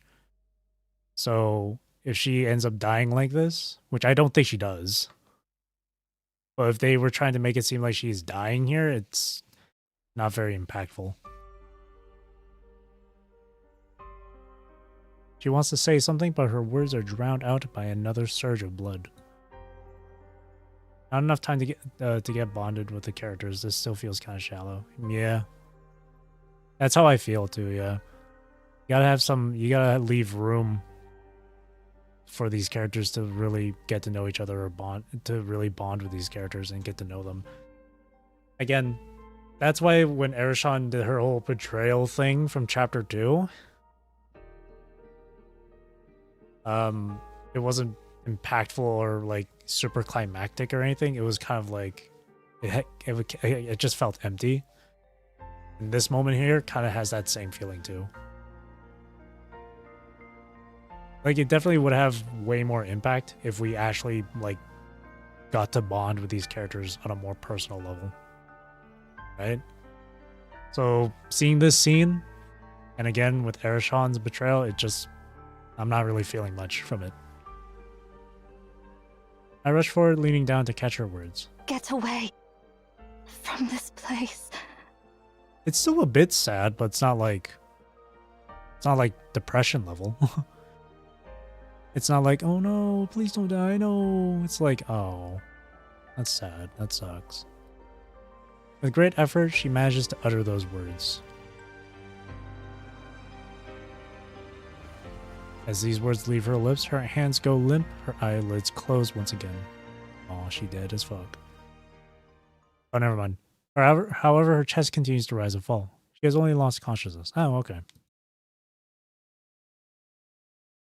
Pick her up. Let's get out of here, soldier. Get up, soldier. We are leaving. I stand up and start checking my surroundings. The space is crumbling in a way that defied physics, its edges fading into a golden glow. This space is falling apart. As I come to this realization, a sense of unease washes over me once again. Unlike the previous discomfort of being observed, the feeling of imminent danger is so palpable that I instinctively scan my surroundings. Dark shadows stir in the dim corners. I must get out of here. Well, you gotta take Zero first. With that in mind, I crouch down. There you go. Carrying Zero on my back, I struggle through the debris. She is incredibly light, almost weightless. Perhaps it is because her life is slipping away with every second. My back burns, and I can't discern whether it is from her warm blood or my sweat, or maybe both. Carrying her around on my back without proper medical attention might worsen her injuries, but I don't have time to think about that now. Yeah, just get her out of here. Get the bodyguard out of here. In such a dire situation, I have no clue where I should be heading. In the end, I simply let my instincts lead me in one direction. Occasionally, I can feel her shallow breath against the skin of my neck, a faint and sluggish rhythm assuring me that she is still alive. This fact brings me some comfort. At that moment, an itch tickles the back of my neck. A plump bird appears out of nowhere. You've come back to life? Wait, you're still alive? Chirp. Anthrop gives me an angry peck. Its beak is surprisingly hard, making me worry about the state of my brain. Meanwhile, its noisy chirps gradually turn into something understandable in the midst of my confused thoughts. You need to save the girl trope. Chirp, chirp, chirp. Where do you think you're going? Hey, you're headed the wrong way, you idiot. Not there. Follow the instructions. You're a quick learner. Not bad at all. Why are you still alive? While a paper cutter can shred a dictionary into pieces, it can't harm the language itself. That's how Zero would explain the situation, I dare say. That makes sense. This bird is not only noisy, but also talks in a rather abstract manner. That kind of makes sense. That makes sense. It's like saying, it's the bird is saying like it's not like a living entity. Or organism. It's like a specter, I think. So you can't actually kill this thing. Or how do I explain it? I'm trying to think of an example. I can't think of any. Give up on trying to understand its words. Zero told me not to chatter in her ear, so I stayed quiet. But now that Zero is asleep, I guess it's okay for me to say something, right? Besides, I'm not a chatterbox at all. Wouldn't you agree? Better analogy will pop up later. Give it time. Yeah. True. Anyway, just follow me, you knucklehead. You don't even know where you were knocked down from. Gosh, if not for me, you'd probably be lost here forever. I'm obligated to protect you until Zero wakes up. That's what Zero told me. What else can I do? I'm her most faithful bird partner after all. Okay, I think here's a better one. Okay. I don't typically watch horror movies, but I remember one time at a family gathering, the movie It, Chapter 2 was playing. And I did watch a bit of that. As much as I did want to, my eyes were just drawn to the screen. By the end of that film, spoilers, it was like what gave Pennywise the Clown power was the fear it feeds off of children. So as the main characters stopped being afraid of the guy, he became weaker. So I guess it's something kind of like that, where it's like, I don't know how to better explain it. But that's what I think it's like a similar concept. All right? That makes any sense?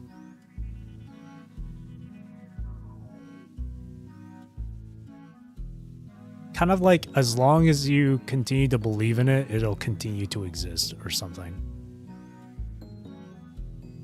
That's along those kind of lines, I guess.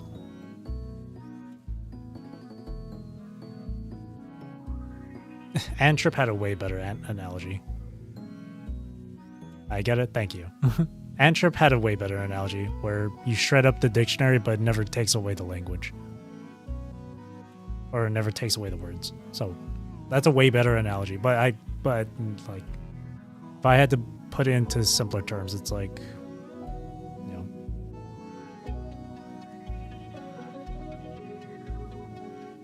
I'm obligated to protect you until Zero wakes up. That's what Zero told me. What else can I do? I'm her most faithful bird partner after all. Seriously, I don't understand why Zero favors you so much. If she had left you behind back then, she wouldn't have made such a mess of herself. She summoned me to stop that beam. That's really too much for this cute bird. Shouldn't a cute bird like me be well protected and cherished? Oops, I'm not complaining. By the way, don't tell Zero what I just said. She'll get mad if she finds out I said all that stuff. Or perhaps you can just pretend you can't understand me at all. Otherwise, she might never allow me to speak in front of you again. That kid can be even crueler than Ere. Alright, just be quiet. Please be quiet. Chirp.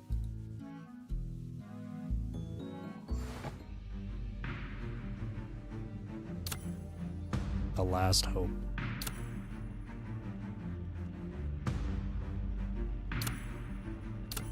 Alright, I'll bring in Shelbun. Asti, hand me the sword.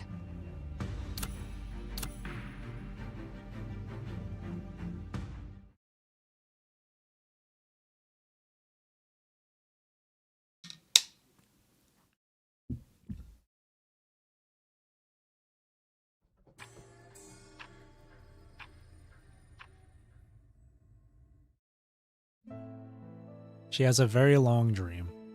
Zero, you will meet someone in the near future. You will meet an outlander who once basked in the sunlight, but chose to descend into the depths of the caves. This outlander comes from the outside and knows nothing of the cave.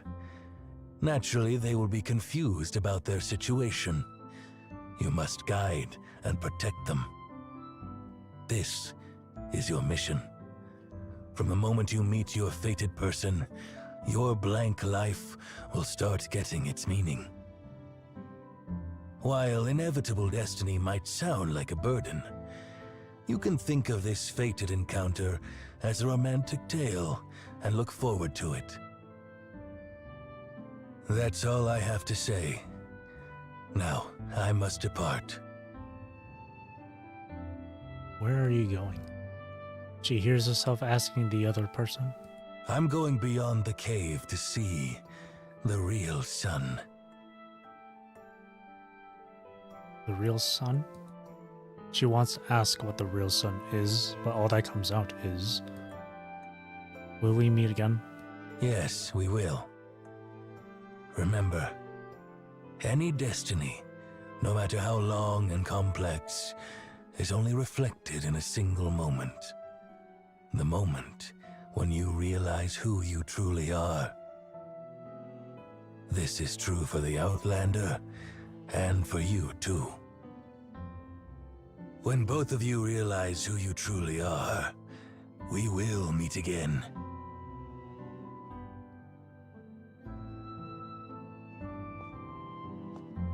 She opens her eyes and then recognizes the person who is carrying her.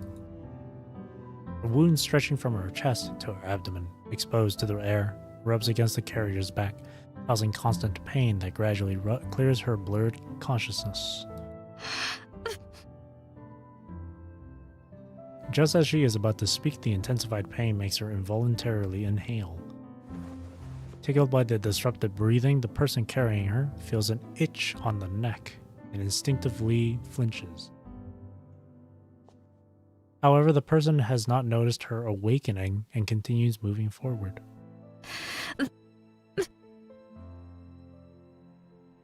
She knows she should tell the person that she is awake, but for some reason, she chooses to remain silent. The shoulders carrying her are not bony, but not muscular either. And she, unable to move, has to put all her weight on that back. Having lost all her composure, she is overwhelmed by such an awkward and pitiful situation. More importantly, she doesn't know how to start a conversation in this position. At least, she needs to straighten her back first. With that thought in mind, she makes her first attempt.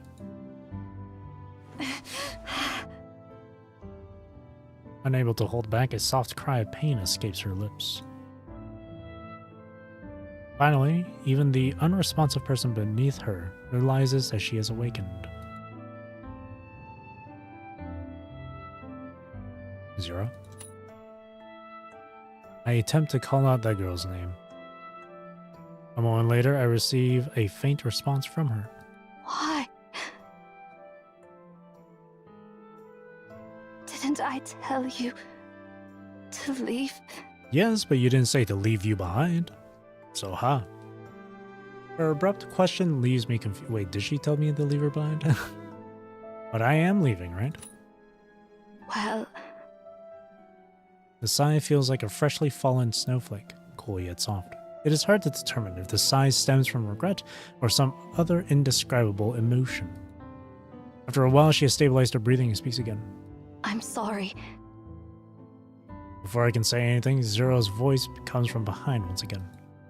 Although I told you that you had the right to regret, that's not the truth. The director... No, Cosmos. He told me that I must keep whoever holds the pendant safe. So, if you had rejected my request back then, I would have erased your memory. Not only the memory of being here. But also my memories about before I came to this tower. I don't know how to respond that. How to respond to that. Sometimes when I look back at it all, I find it hard to believe myself. Why did I insist on joining the organization? Why did I accept everything supernatural as it is without ever questioning it? Perhaps my long silence makes Zero misunderstood my mood. Are you angry? There's been a few typos here and there. For the first time, she asks about my feelings rather than objective facts like whether I am well or not. No. You have every right to be angry. It's only natural to be angry when you've been lied to. Are you angry too? She quickly understands what I am implying. I don't know. Let's not dwell on such things. See, it's moments like this is where you start to feel that bond, right? having like these moments, right? If they had something like this before her getting injured, then I would have felt up something a bit more upon seeing her being injured, right? She closes her eyes. Silence envelops us once again. See, now I'm starting to like her a lot more. I don't know how much time has passed. Antwerp, who has been silent since Zero woke up, trying to remain unnoticed, suddenly chirps. I look up, and the surroundings finally start to make sense. Not far ahead is the platform where Zero and I were before getting knocked into the air. And it is also the place where Ereshkigal bid her final farewell to me. Let me down. Hold on. Despite my plea, the lady breaks free of my arms and lands gracefully on the ground. Zero. I'm fine. She's fully healed up. It's like Resident Evil when you grab like the frickin' tonic and you just pour it on your arm, all of a sudden you're magically fully healed. She waves her hand, stopping me from approaching her. Zero, who just rolled down from my back, still looks weak. Get her a Snicker bar. Strangely enough, the wounds on her body are regenerating at an incredible rate. Like I said. Her newly formed skin is smooth without any scars. This is definitely not how a human heals in any situation. And before they mention she's a demi-human or a homunculus or whatever. Well, not demi-human, demi-servant. That's what I was thinking. While her footwork was a bit unsteady when she first landed on the ground, her gait becomes smoother and more confident with each step. She straightens her back as her slender fingers smooth out the messy hem of her skirt. Your wounds. My body possesses a special property. She looks away, indicating that she doesn't want to give more details, so I decide not to press further. It's not Homunculus. safe ahead. Follow me. Homunculus. Artificial human. I don't know. That's what it feels like. Let's go ahead and check things out. Oh, she's still there? What the hell?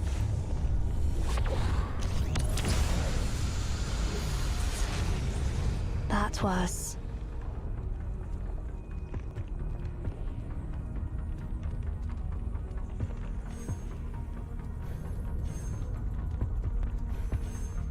We take a look around. Okay. Upgrade. Auto charge. A strange sensation brushes against my skin. The walls and floors seem to ripple. Did you just see? Did you see that just now? Yeah, I did. Zero's words confirm that what I witnessed wasn't an illusion. Evidently, the scene I just saw was the moment when Ereshkigal pushed me from the past into the abyss. But when we arrive here, everything vanishes like a mirage. What's going on here? The library is collapsing due to Arten's massive destruction. For the library itself, time and space are intertwined. It created these infinite rooms by organizing all possibilities in both time and space simultaneously. So naturally, if the library collapses, time collapses with it. When time and space collapse together, it's like a black hole in reality. Once you cross the event horizon, all measurements and laws will cease to exist. Think of this library as a colossal kaleidoscope. As it destabilizes and starts spinning, countless fragments fall, crack, and collide, intersecting in space and intertwining in time.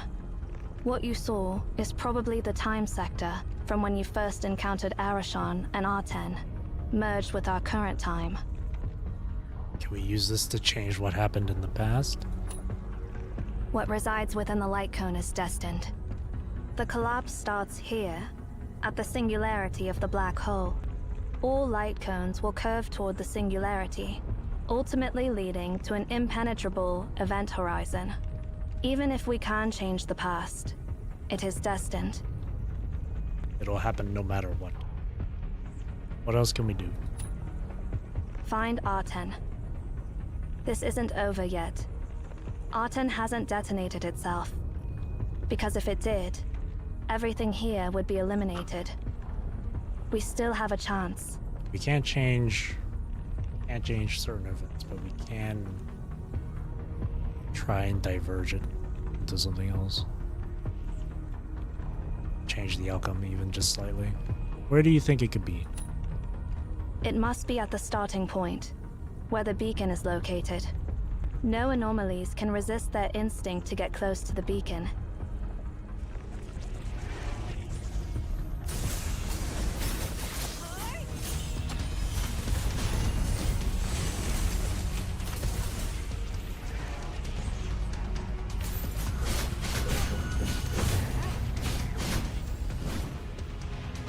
There's a trace left by Arten. Let's follow it.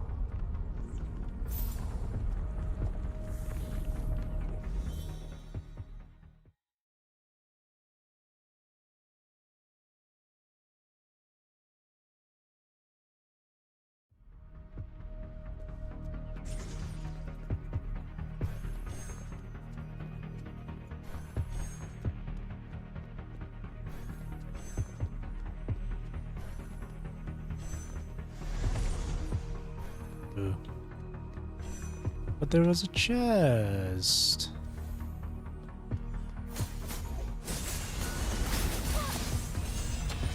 Fall.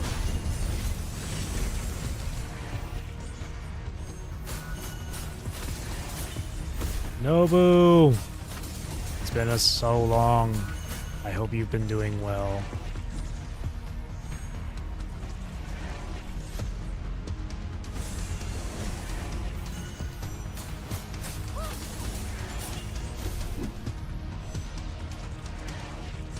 Damn it.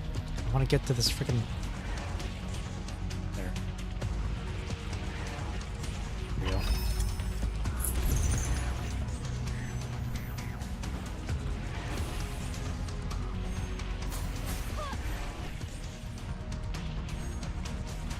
Doing fine so far? That's good to hear.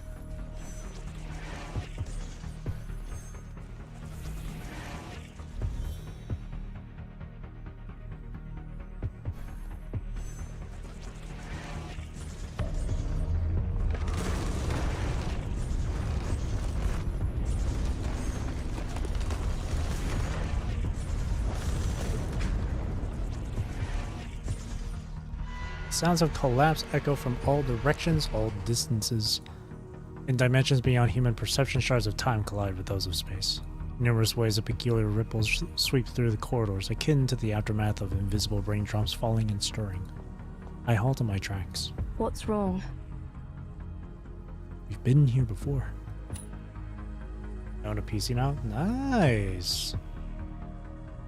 Zero also realizes something. These bookshelves. I see. Do you remember what it was like when we first got here? That time sector is overlapping with the one we're in now. While we can observe them, they can't do the same with us. Can we influence their sector? I'm not sure, Sector? but it's worth a shot. Those books arranged in Morse code. Oh, that was us. Oh. Back then, the people who sent messages to us were no other than our present selves. A spark lights up my eyes. If you convey a more precise message to our past selves, reminding them that Ereshkigal is the betrayer and that everything is a loop, would our past selves evade such a future? Let's give it a try. Ah, it was us. That's cool. Of course, duh. Time travel. I feel like that's like a staple in all things time travel. Sending a message from the future to your past self, like that. Yeah. Without wasting time, I start arranging the books based on my faint memories. About halfway through, my heart sinks as I suddenly realize the flaw in my naive plan. It's like during Spiral of Chronos, when Lee went back in time and try and sort things out during his journey. Every version of me who stood in front of this bookshelf had the same idea. We're all stuck in this tragic loop, just like Oedipus. Noticing my disappointment, Zero takes the books from my hands and continues arranging them. We won't make it. I know, but even so, we should follow what has already happened. Otherwise, the space would become even more unstable. Let's start from there. I remember the codes for those books. With little hope left, I quickly rearranged the books following Zero's instructions. As I'm working on sending my message, the peculiar ripple strikes again, as if an invisible hand brushes across the shelves. All the books on the bookshelves shudder, and their positions change. You realize time travel happened so early into PG. Really? Yeah, I get what you're saying. You're essentially saying the time travel stuff. All the events, a lot of the events during Spiral of Chronos, with Lee going back in time. He went back all the way since the early chapters of PGR, is basically what you're saying. Like, chapters 1 and 2, stuff. All that good stuff. Watch out. It's like, yeah, the whole sending past Complete insight. self messages from the future is cool. Complete insight.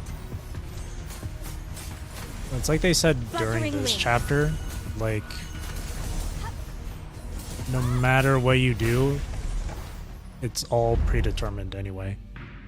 A lot of the stuff will still happen the same way.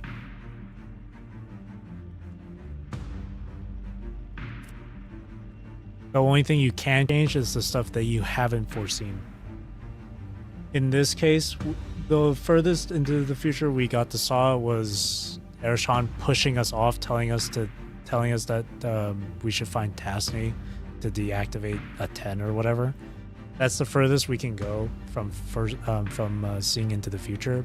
We don't know anything that happens after that, so that stuff we can potentially change. Is basically what it is, I think.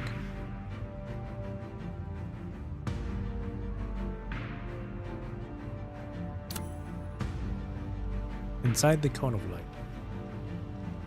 One chest.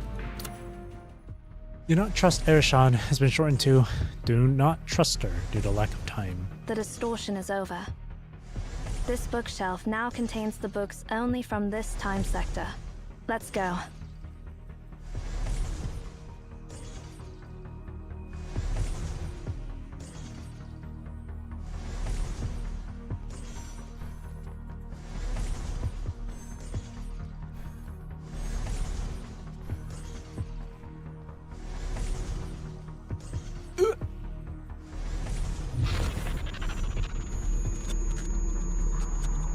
Oh, I see.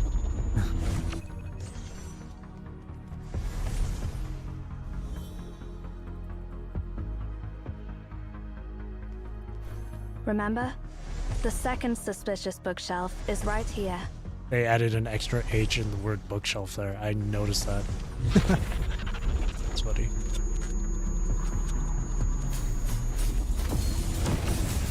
Fluttering wings.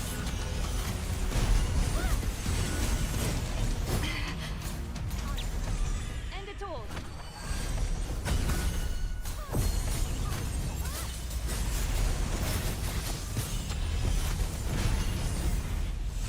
We still have one more chance.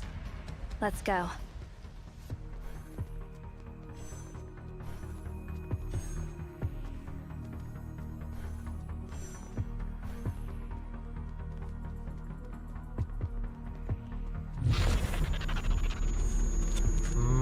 It's not swapping. The third bookshelf is over there, but we can't reach it just yet. Try activating the console over there. Black bacon.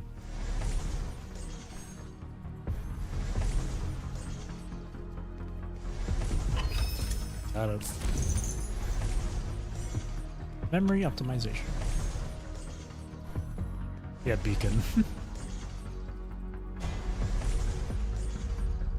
Oh god.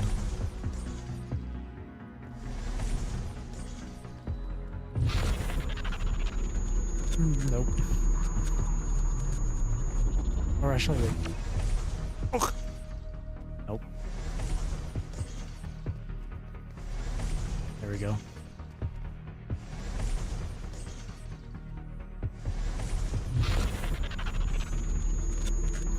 Oh no. Oh. Good. The entanglement has ended. I was intending to leave Doom is fated, get out of here. I only had the time to complete the first half. Zero shows no regret on her face. At that moment, I realized that she already knew it would turn out, but how it would turn out, but still entertained my desperate ideas, even in such a dire situation.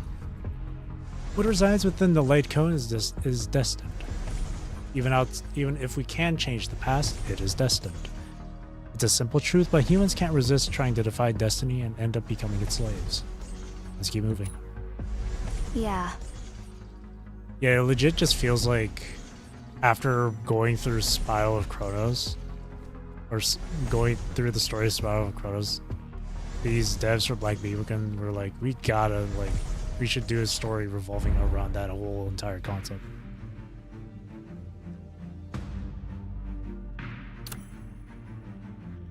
Are we fighting Darius again?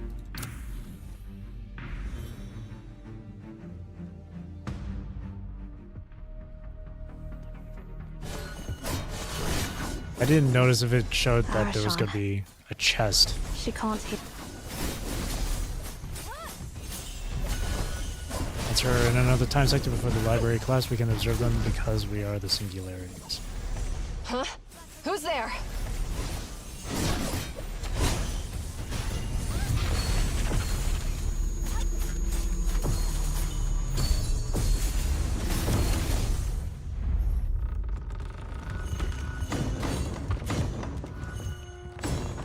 Oh god, they're breaking through.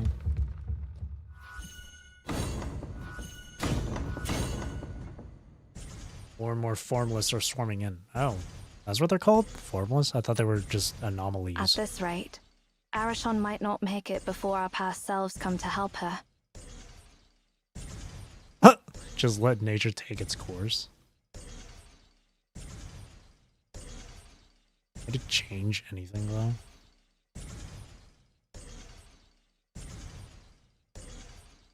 Yeah, let nature take its course. It wouldn't make a difference, would it?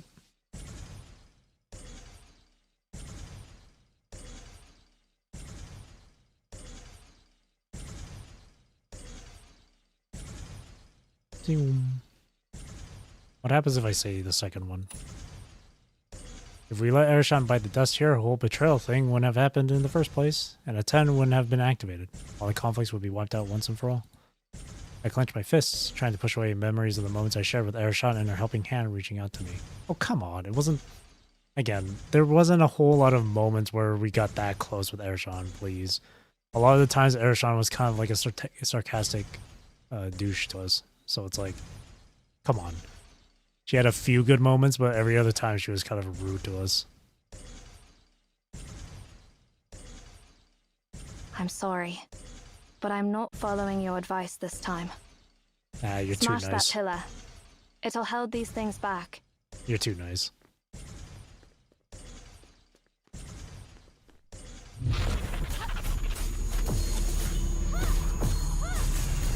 Fluttering wings.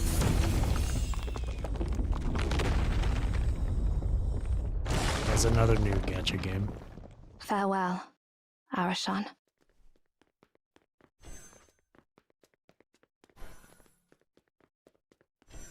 Hey, you're too nice, Zero.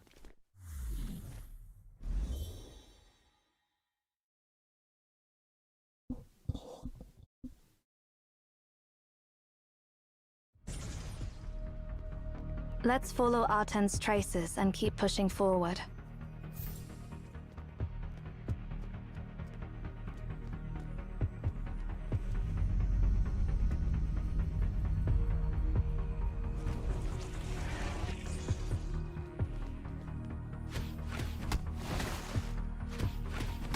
Walk with the umbrella.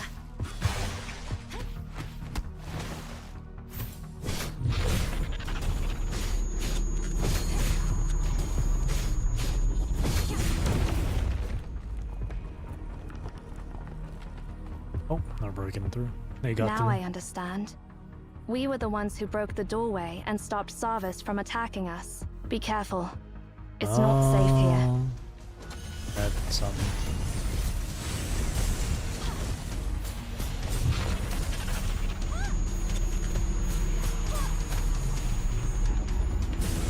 So a lot of this stuff we caused it.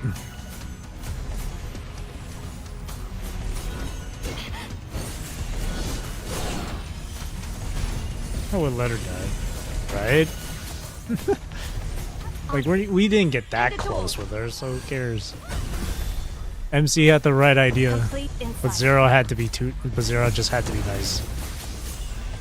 Sometimes you just gotta let things happen. Once again, the ripples caused by the time distortion spread through the surrounding space, making the remnants of bookshelves and sculptures tremble. Deep within the ruins, a mutilated yet massive statue slowly rises up. It is none other than Darius, who lost its lower body in the previous battle and fell on the ground. Having been dormant in this area for an unknown period, it has grown incredibly large after devouring countless things. Unlike Ereshkigal, who can only vaguely sense our presence, Darius immediately locks its gaze on us. Well, that's not very nice. Just won't give up, will you? Let's go. Despite only having half of its body remaining, the giant chases after us relentlessly. With its arms, it crawls forward in hot pursuit.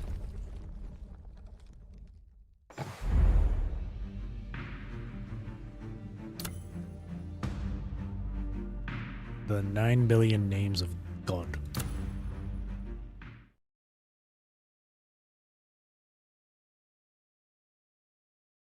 I'm installing this.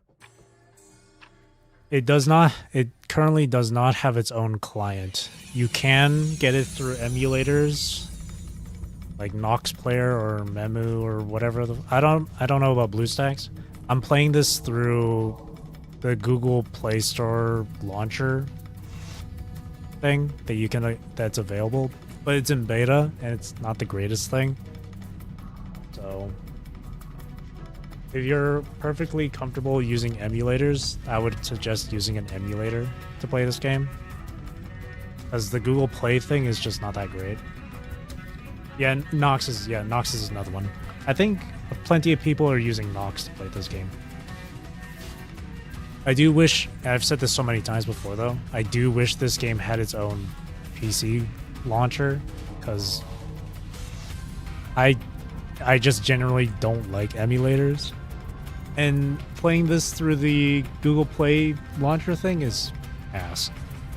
Miraculously, the end of the seal smoothly fits into the port of the processing module. The products of ancient craftsmanship and modern industrial standards meld seamlessly, concealing how the solid seal underwent such a transformation. It is as if someone has designed it precisely for plugging into a machine that would be created in the distant future. The screen flickers for a moment and the lines on the screen start moving again. What happened? In an instant, all the commands and letters vanish. The large screen lights up completely, creating a blinding white radiance. What happened? Is it down? Want to experience it at its best? Yeah, No, that would be best too. too fast. After a brief moment of thought, Nana figures out the reason. So that's why. The screen displays information that relies on the brightness of countless pixels. Now, after a pixel lights up, the next code that requires it to be lit immediately follows without waiting for it to dim. The blinks of pixels can no longer keep up with the torrent of code streaming by. Therefore, all that is displayed is a blinding white. The validation has begun. I really like the VA for Nana. She sounds great. Overhead, without any fuss, the stars are going out. He's doing a great job. I thought it was really short. The descending sun. Oh, boss. We're fighting a 10. Ow. Sorry, I hit my keyboard. Or I hit my desk. Hello, Carefree Dot. Hello. Nana discovers 4K. Now that this goes 4K in 4K. The view opens up through an archway. A long broken bridge stretches across the abyss, leading to a giant black pillar. The cylindrical space stretches infinitely to the top and bottom, composed of hexagonal walls covered in countless arches, with millions of bridges extending from the arches connecting to the black beacon. They said it! Holy shit! Oh my god, they said it! 10 out of 10. Never mind, this game is 10 out of 10. Holy shit. I'm in love with Ereshkigal now. An unknown source of light illuminates the entire space except for the dull surface of the beacon, as if declaring its otherworldly origin. Just casting a glance downward is dizzying, while looking upward reveals the shadows cast by numerous bridges and arches akin to a forest. Absolute cinema. Roll credits. Everything signifies that this is the source of the Library of Babel, the beginning of eternity and infinity. However, at this moment, eternity itself is as fragile as mortality. The roar of the giant comes from behind. There is no turning back and the bridge ahead is broken. Prepare yourself.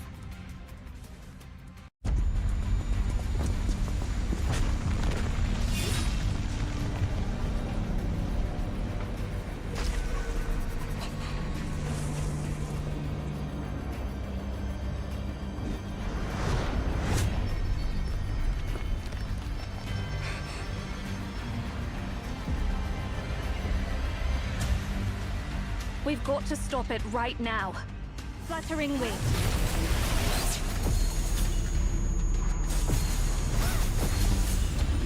Fall. Walk with the umbrella. Surely the water will cool it down, right?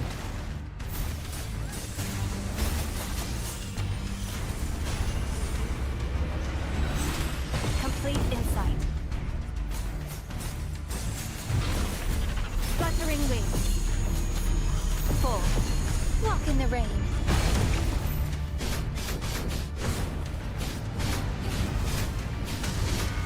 The fire is burning. Fluttering wing.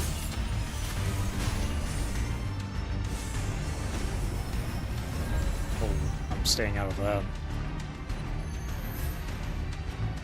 Oh, I see. On some, okay. On some Complete Final insight. Fantasy 14 shit. I fuck with it. I've seen that mechanic countless times before.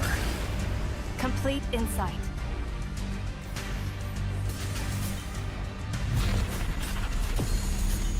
Final Fantasy prepared me for this. All the raids and trials I've done has prepared me for That's this. what pain Ow. feels like.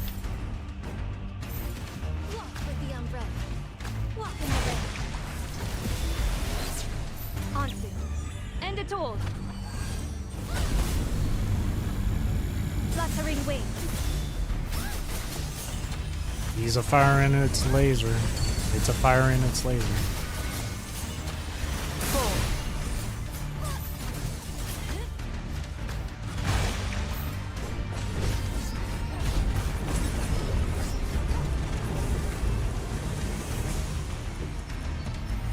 Whoa, what the hell?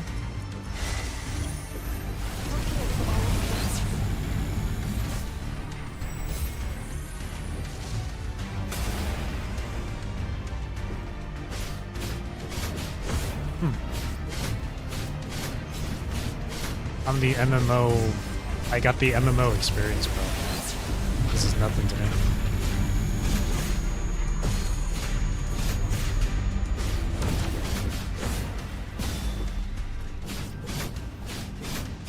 People who've never played 14. Oh my god, this shit's crazy, bro. Me? Oh, I've seen this before. Steve, Ow. I'm fine.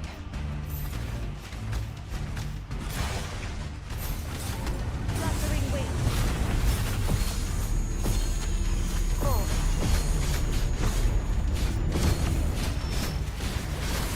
The fire is burning, blooming from the flames. In the It's very name of close. Florence. Ugh.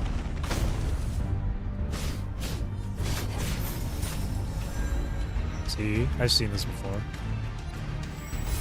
Oh, it's going from the outside this time. That really do be MMO. Complete Like, insight. that really is like some MMO shit. Fluttering wings. Onto. End it all. When you've gamed as long as I have, you get to learn stuff.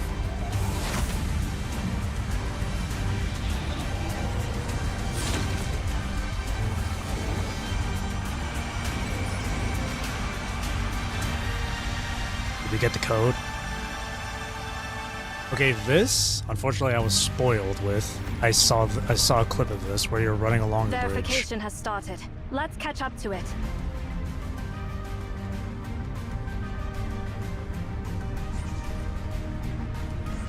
Oh, what in the Titanfall?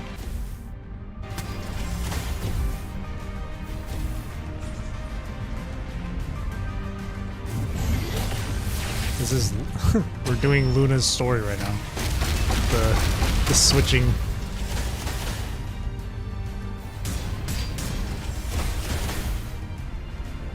Ooh, ooh, oh, okay, I missed every single one of those. It's about to self-destruct. I have to start over because my sprint one was not working.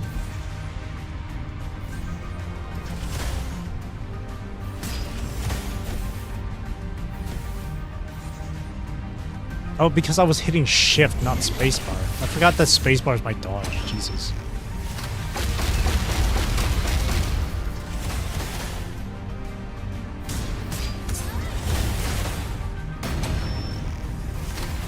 Oh, how am I missing all of those? There we go.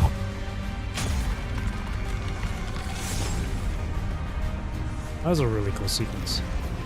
And keep sending commands. Don't let it run away.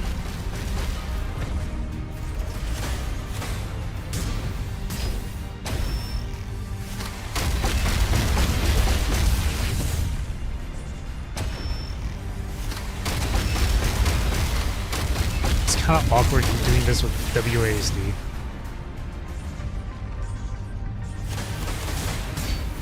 Okay, well that was cheeky of you.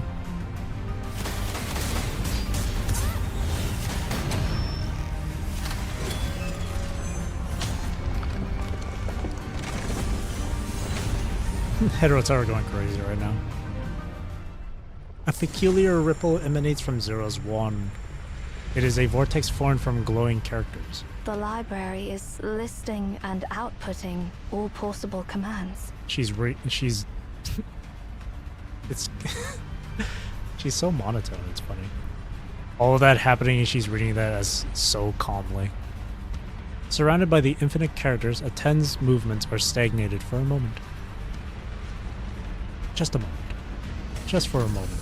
But the next moment, it aims its muzzle directly at us. It's a fire in its laser. Instantly, the blazing radiance swallows all my senses and sears directly into my retinas. Ugh, my eyes. However, I feel no pain at all.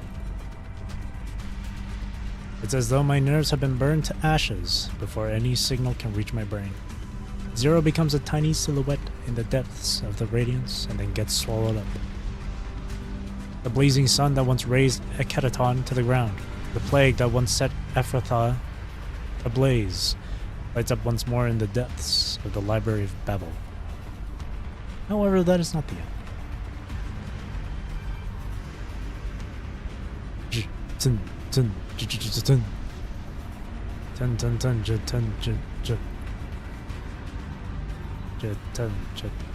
Or no, wait, no, right, no. The translation was supposed to be ten.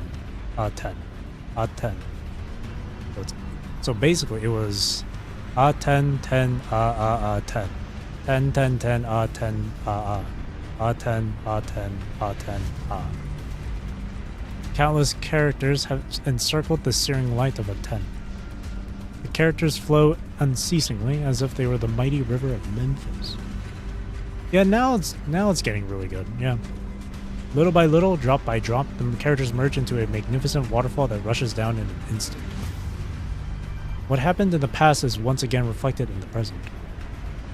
The united prayers from the people of Memphis and the infinite divine words generated by the processing modules. Vocabulary, phrases, dictionaries, great books, enough to consume the lives of millions of mortals if recited by mouth, whirl through the infinite rooms of the Library of Babel. The chants from the people thousands of years ago are echoing loudly. There is always a command that harnesses the god. Suddenly, all incantations stand still, and with it comes a silence as if time stands still. Amidst of the silence, the light in front of my eyes gradually dissipates on an ebbing tide. Space, matter, and distinct forms, one by one, return to my vision. The enormous copper sphere is levitating in the air. The rotating characters of the last command remain undissolved, as if they are planets circling the ancient sun. Now you can see it too. It's 10, 10, 10. 10, 10, 10. 10, 10, 10, 10. 10,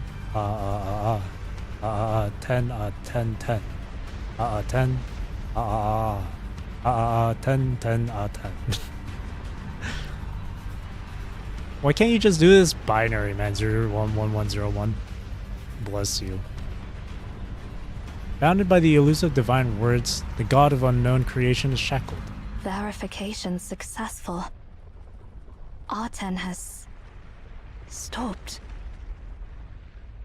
At that moment, I finally understood why Sarvis was so joyful when he met us for the second time. This must be the same scene as when the star of Ephrathah was finally extinguished. Some tiny rustling echoes breaking the silence. It is as though time, which has remained still for so long, has begun to flow again. I look up in the direction of the sound. Incredibly high above, there is dust falling against the light. No, it is not dust. Rather, it is the ever-disintegrating fragments of the battered library, made small only by the fact that they are so far away.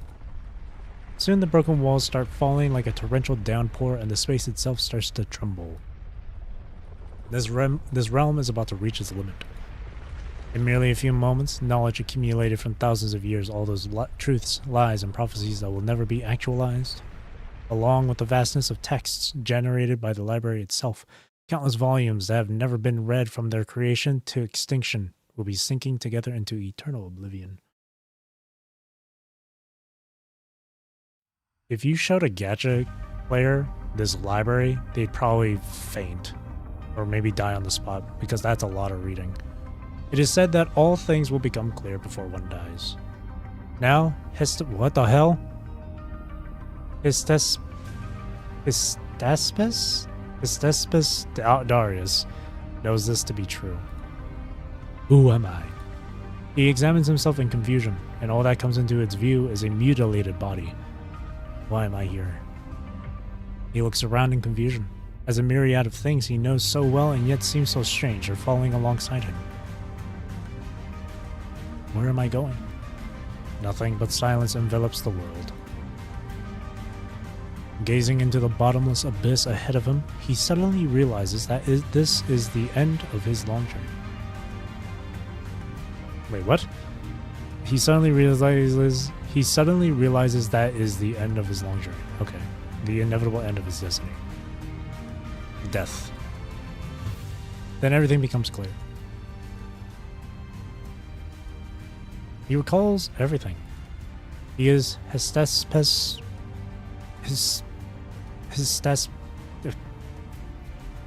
H. Darius.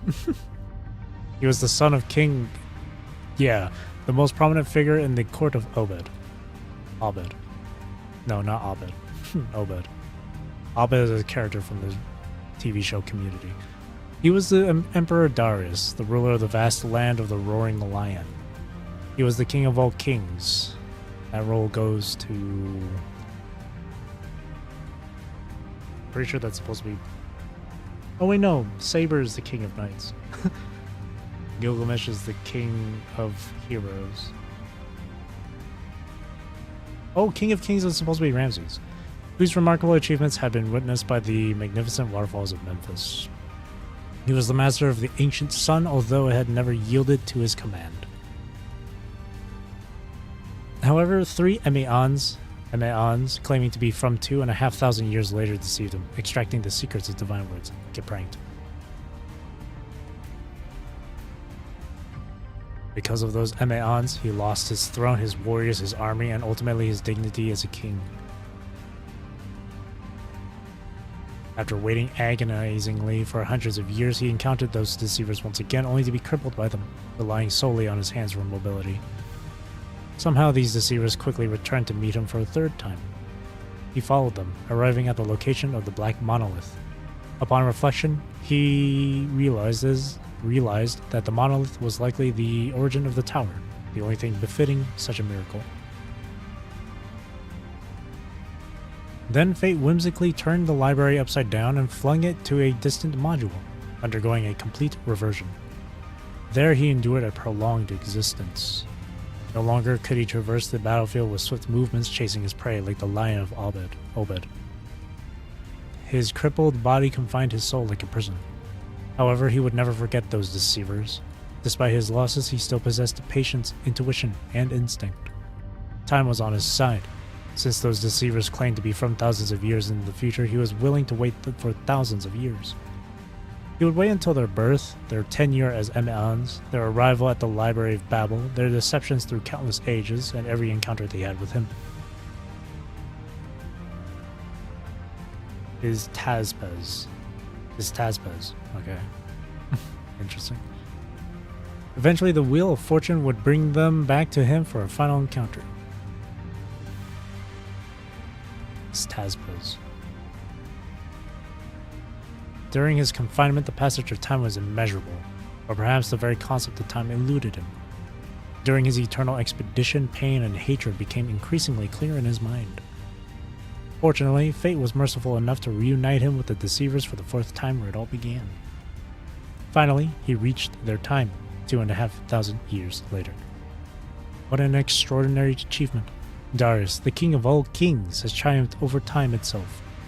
However, it feels as if they are meeting him for the first time. Is this actually their first encounter with him? Nevertheless, he shall never forget them, even if they are unaware of everything that happens later on. A swift death would be too merciful. Those vile wretches must be subjected to the fear of dying before their actual deaths. Therefore, fueled by his hatred, he tightly grips one of the deceivers and flings them into the air. This was like at the beginning of the story too, like chapter 1. But how does he end up in such a miserable state? Previously, he had his upper half of the body intact, and now only his head remains. Then he realizes the bitter truth. Once again, he suffered a humiliating defeat, succumbing to the brazen deceivers. Everything he once possessed and everything he once desired crumbles along with the Library of Babel. The king of all kings stares into the abyss of emptiness. There is no starry sky he once desired, only darkness that engulfs him. Then he witnesses the final reward from fate at long last. A remarkably large piece of debris sweeps past. It was once the floor of a room. And then a figure, distorted like everything else, catches his attention. However, the silhouette is unmistakable. Zero's pupils contract dramatically. What she sees is none other than the giant that attacked me when I first entered the tower and supposedly got obliterated by Zero. The giant, with only half of its head remaining, looks in our direction. It wears a vengeful grimace, mixed with a sense of relief from finally achieving its revenge. It encountered us 2,500 years ago and had its lower half destroyed by us 2,000 years ago.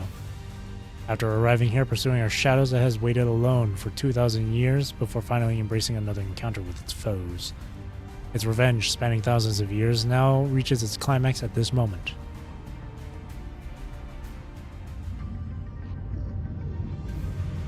Yeah, that. I'm not going to repeat all that.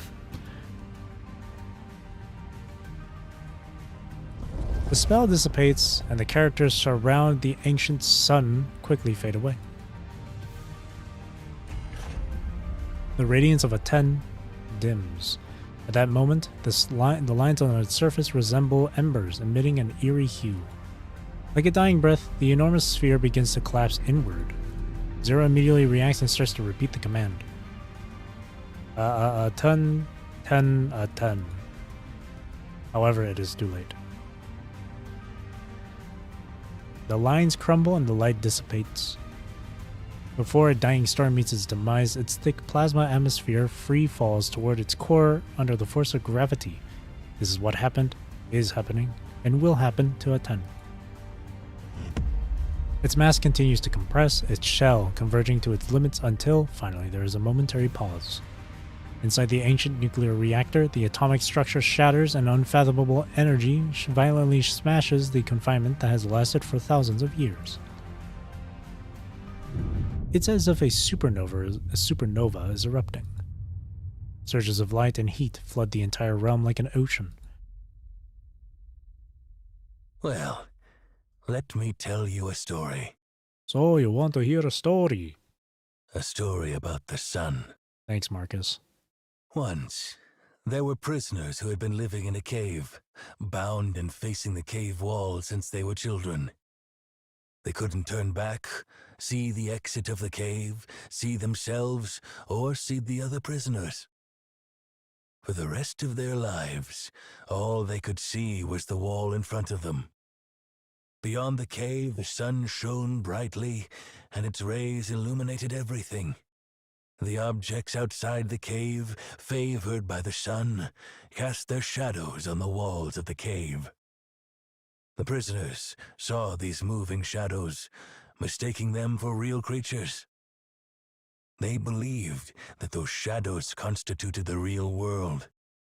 They even devised a set of laws for the movements of these shadows, predicting what was to come. Riddle Parade used this story. Did they? Did One it? day, however, Make it sound like it's a person. these prisoners broke free and walked into the world beyond the cave. What do you think will happen when these prisoners finally see the real sun? You don't need to answer my question. Well, if they stare too long into the sun, they're gonna get blind. Once you leave this place, you will forget this conversation with me. Then what's the point of telling me? I'm just kidding. But it doesn't matter, because you will witness everything with your own eyes. You will encounter those prisoners, and you will see the real sun. We will meet again at some distant point in the future. Farewell, Outlander. Cosmos is him. The time traveler. Ah, indeed. I have seen the sun for like 2 seconds.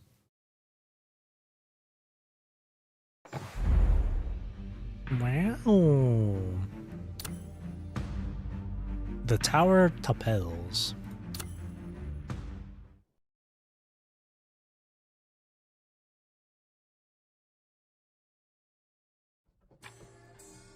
Downfall of the tower. There was a time so long ago that the concept of history had not yet been born. In the fertile land between the two rivers, a civilization called Obed emerged. How many chapters are out on release? I think 4 chapters? 4 or 5. Under the banner of the new civilization, a city named Eridu was established in the Cradle of Water. Emphasis on cradle. It was the first city and the first civilization in the Fertile Crescent. Legend has it that the god of water descended from the heavens and landed here, thus establishing Eridu. However, where did the god who bestowed kingship go after the city was founded? A scholar in the empire was curious to find the answer. We're getting a history lesson. In pursuit of the god, the scholar traveled up the river. Night after night, day after day. He covered every corner of the Fertile Crescent, but found no sign of the god. Disheartened, the scholar aborted his journey and set out for home. And then...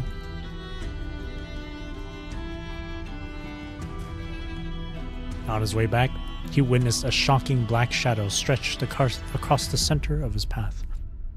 From a distance, it looked like a long black needle, piercing through heaven and earth and sewing the world into one.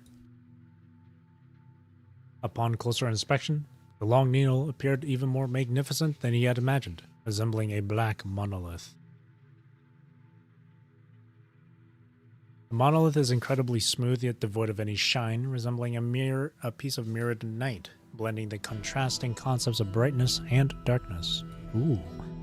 Its grandeur and loftiness had never been witnessed before and would not be witnessed ever again in the future.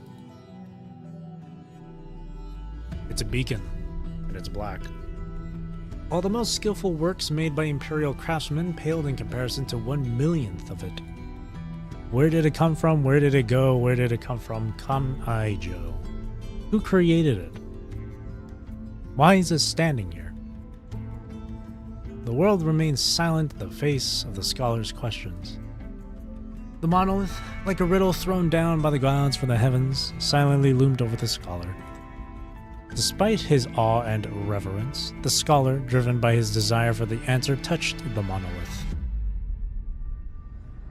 Whoa! Suddenly the monolith emitted a flash of white light, flashbang. Heaven and earth, along with mountains, rivers, and roads, vanished from his sight. Haro 90, Kurohitsugi.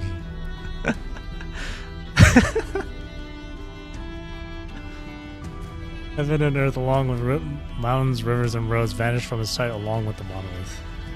At that moment, he caught a glimpse of an indescribable circle of light.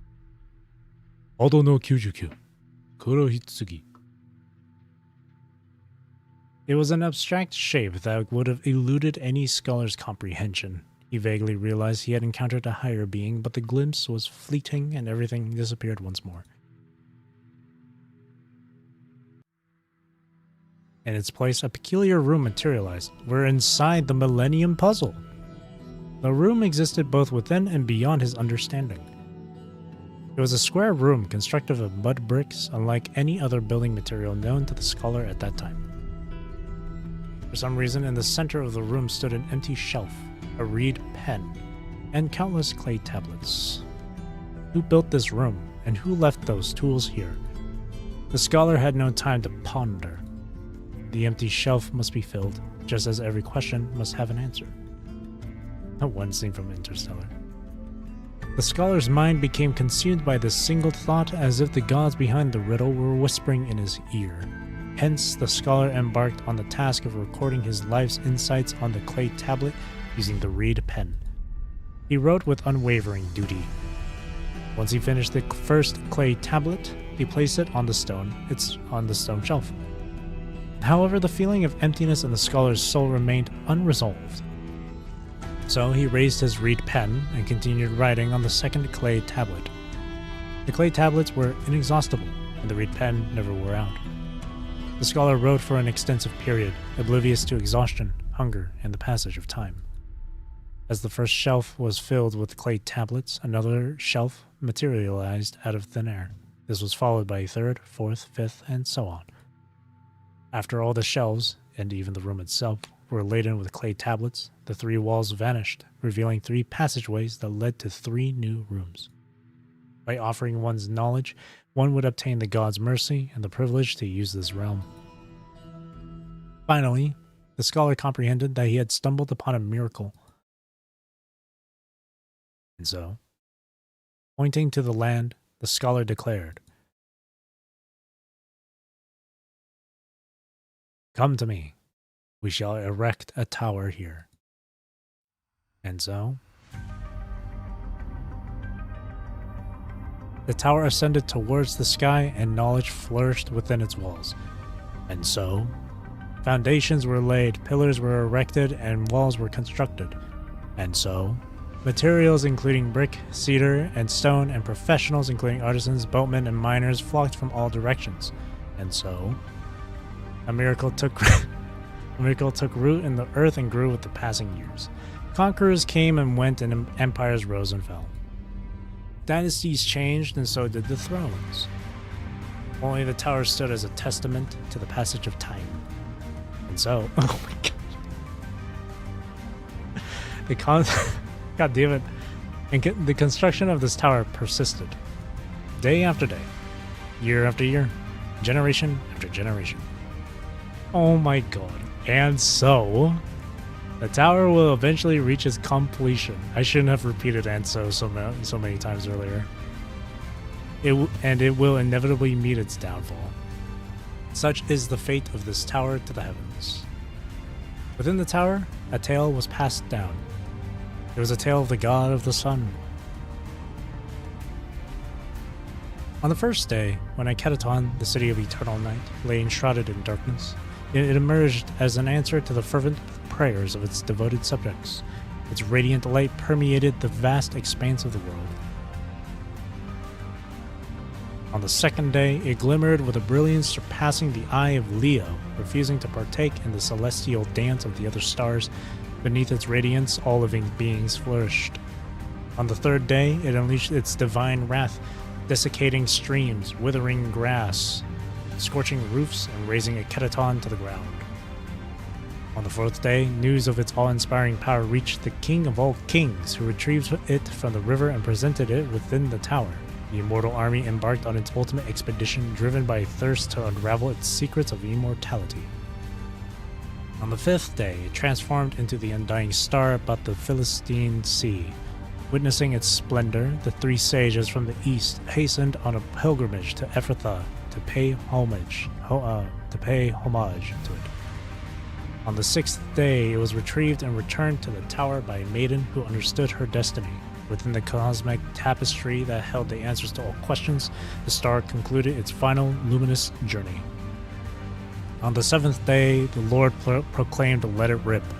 The eternal sun was extinguished, and the tower crumbled, bearing witness to the god's eternal departure from the mortal realm.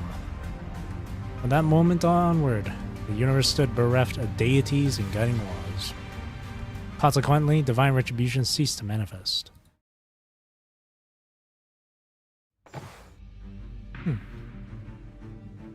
God and the Lord proclaimed, "Let it rip." God was a Beyblade user confirmed. Have you ever seen... There was actually an episode in Beyblade where it was literally like Moses parting the Red Sea with a Beyblade. That's an actual thing. It's so funny. Yes? Yeah. It's so funny. That's the religion I can get into. Epilogue. The epilogue. There are two grandeur rivers in the world. One originates from the immense mountain, where the mountain is quite immense, rushing thousands of miles eastward into the sea, nourishing the entire fertile plains where the plains are fertile. The other flows silently in the depths of history, unseen by the world, yet its basin is even more vast. That was a novel. Thou shalt let it rip. The agricultural production in Song Hello. is going smoothly today. That was a novel? Wait till you read Polaris Bond. Jing. The agricultural production, huh? Kanling. Send the report regarding the anomalies in the Grand Du River to Feng Bei, so you and Xian can review it. Grandeur? Grandeur. Yeah. Feng Bei. Yuan Chen. And send a copy to the central database of CAVE, too. Just call it a cave. The report has been sent to Feng Bei. Can you remind me where we're supposed to send the copy? I'm gonna guess that this might be the next part of the story where we're evolving ourselves with like Weisha or Qian. Didn't I just say it? It goes to the central database of CAVE. Huh? But isn't the database right here? No. If I remember correctly, the central database is actually located at... The woman with dark green hair covers her forehead. After prolonged contemplation, she turns to her. It's Chu in another world. When did the tower in Obed collapse? It's Chu with the glasses. Are you talking about the legendary Tower of Babel? Babel Kowloon. The tower built thousands of years ago. Wait, did you say collapsed? The Tower of Babel collapsed? Could you imagine that giant ass tower that reaches all the way to outer space just falling down? Crazy. Ching lets out a sigh of relief. Humanity's collective unconsciousness almost had us believing a different story about it. He gets a variant design with ice concept and power. You got Chu, In PGR, we got Baija and Wua. Now we got Jing. Something must have happened to Emeon in the Library of Babel. I'm sorry, excuse me? Did you call it Babel? Blasphemer. Babel, excuse you. Heretic. Oh, Florentine. The melodious sound of the lyre dances beneath the young duchess's nimble fingers floating above the open courtyard of Bagel. Library of Bagel. This room leads you to the room of cream cheese. This melody could have soared freely like a bird in the vast sky, but an ominous cloud in the distance hangs over everyone, causing it to fold its wings and linger amidst the purple iris bushes. Holy shit. It's so blindingly white, with a few bits of purple, but I fuck with it. This is my faction. Ladies and gentlemen, this is my faction here. It's got purple. That's all it needs. Finally, a raindrop lands in the heart of a blossom, releasing a faint fragrance. I don't know why I always say it like I got some sort of like speech impediment. Fragrance that mingles with the piano's resonance. Most of these VAs record lines on their own and send them in and don't have punctuation directed to correct them. Yeah, that's true. That easily explains why so many, a number of these lines pronounce certain names and words differently. Though, I will say, that's the only one fault I see in Ching. She calls it Babel. But her pronouncing the Chinese names, Yuan Chuan or whatever, that was pretty good. Fragrance, bagels, purple colors, flashbang backgrounds are paradise, my paradise. And it's raining. I love rainy weather. And there's a piano, a musician's soul. Before more raindrops arrive, an umbrella opens, shielding the young duchess. It's Asti. Your Grace, the election for the new Holy Cardinal is about to begin. The Holy Court has extended an invitation, and the other cardinals have already departed for Javriel. Oh, young cardinal. Noticing her master's indifference, the young steward's tone grows urgent. I understand that leaving Bellefontaine at this moment would be a bold request. However, if we remain here, we can only witness the villainous Sistine ascending to the throne. Well, which Nier game is this? The melody abruptly ceases. Florence raises her hand. It's raining and there are birds flying around? Although she does not direct her gaze towards her loyal steward. We will depart, Asti. Bianca's solitary dream. Yeah. A lot of people have been saying that she's very Bianca-coded. Have you finally made your decision, Your Grace? Joy briefly flickers across Asti's face, but when she realizes that her master is not looking towards Javriel, the Eternal City, but rather... It is time to fulfill our oath. Florence mutters, staring at the dark clouds approaching from the east. She's just a lot more armored compared to Bianca. By the way, aren't you worried about what will happen to the library after a tense explosion? What a silly question! Can a star exploding really mess up the whole universe? You know what I mean, right? Yeah, I get it, but honestly, it don't really matter. The only thing it messes up is the original module of their time sector, so basically, it'll only block their entrance. The only thing that might affect our time sector is the ripples from the aftermath. But once those ripples settle down, everything will go back to normal. Plus, even if their entrance is gone, they can just make a new one. As long as the beacon is still there, they make as many entrances as they need to. Why did you say all that stuff to them earlier? I was just messing with them. Oh, you mean the last sentence, huh? May we meet again in the future. It meant what it meant. I had a feeling that we'd run into Seer again in the future. Perhaps in the future... No, perhaps we've already met in some time sector. Well, who knows? Anyway, stop distracting me with such useless stuff. I've got to update the new routes to the library on my map.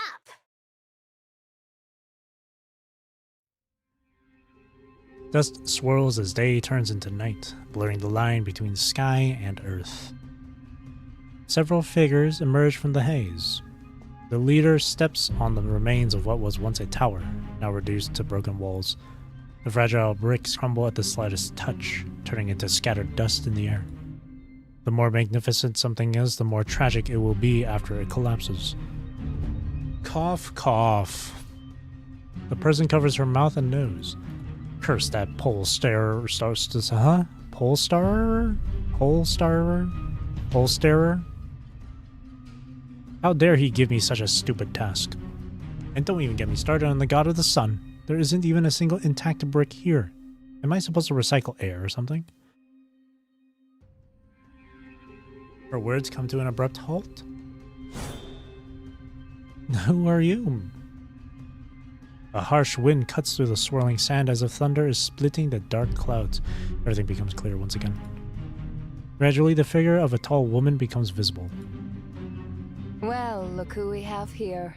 Filthy rats from Nemesis. Zantan.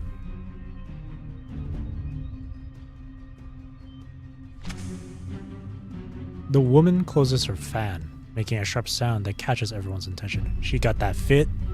Still standing your ground, huh? So, you want to face me head on? Well, I don't have all day. Let your mercenaries come at me together. She's got the fit. She got that drip. I love the freaking, like, the cloth or whatever draping over her shoulders. On some Bloodborne shit. The figure raises her hand, and all the mercenaries step back until they are completely concealed within the sand. The black-haired woman puts away her fan and looks in the direction the invaders retreated. Instead of giving chase, she lowers her gaze to the two unconscious Emeons at her feet. That's what it is. She's Han Ying. I was on a business trip when Viola called me, so I thought I'd drop by. But I didn't expect to clean up such a mess. She's that Han Ying coating. Now this is just miserable. Huh? Only 2 of them managed to escape. How strange. And who's this? She's all about business. Zantan, I don't know if that's supposed to be like Chinese or something. Jantan, maybe? Furrows her brow as she sees the stranger being shielded by the young lady. Thanks to Zero's protection, the Outlander does not seem to have any serious injuries except for a bit of blood on the forehead. I'll just take them back to Tien. Tien. Well, well, well. Ooh, EX too. Give me my rewards. EX.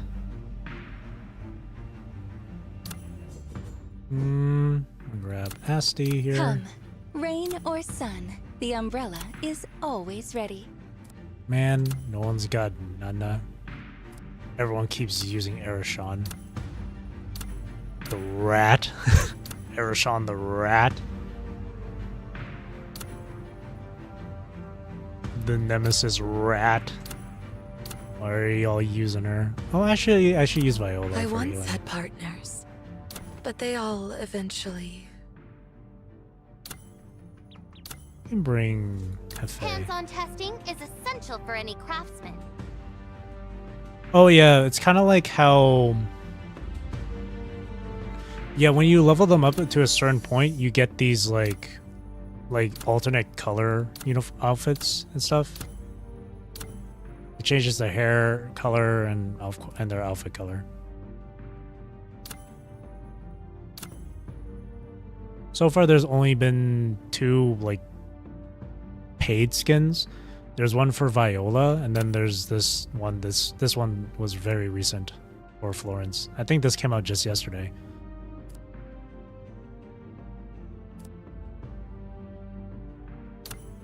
Oh, and then there's this one too. I forgot. This one's free.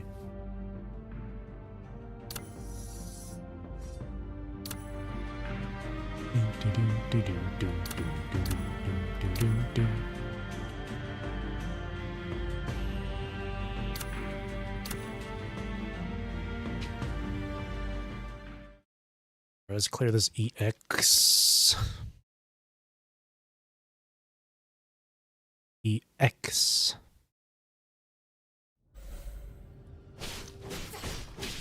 Take a seat. Take a seat.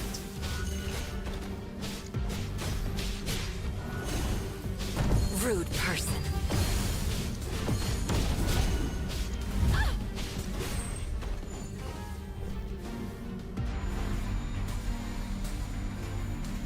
Take a seat.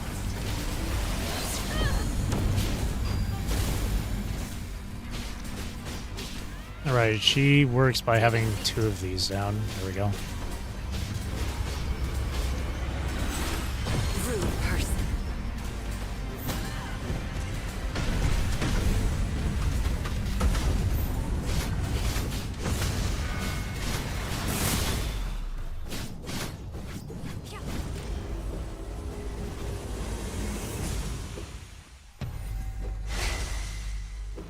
Asti, I'm fine.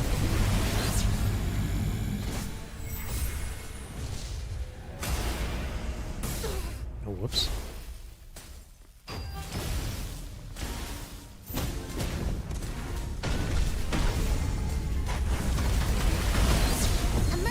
It's time for a change of tune. Selena Tempest. The fire is burning. Oh, that was... Oh. May their That was it. souls rest in a garden full of blooming flowers. This glory is When the doing story, are you finest forced crown. into a story team? A few of the stages do give you like a character for you to play as. Like in the last few stages of chapter 3, you do have to have they do force you to have Zero with you. But a lot of other times you can just pick whoever. Tempest and Pianissimo. The tower is falling. The tower is falling. Would have thought it would collapse again. Why are you looking at me like that? Did I say something strange? What in the... I see.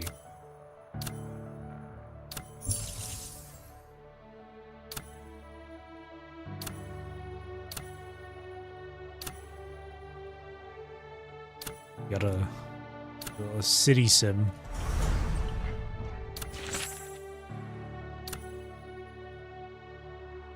Oh, this.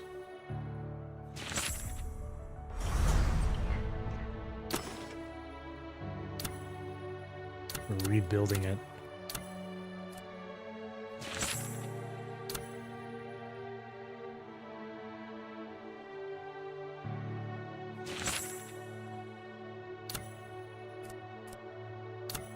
I keep saying claimable.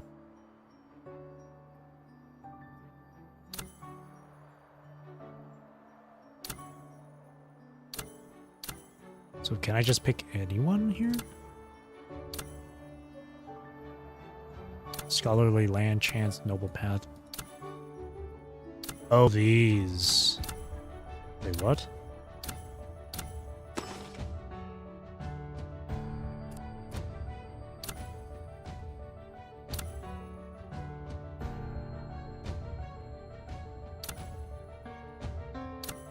Okay, yeah, they give you specific items, okay. There's specific drops. Oh, that's a lot.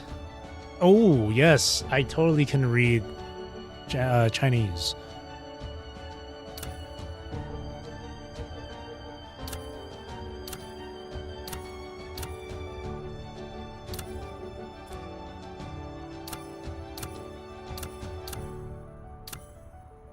I could get people to...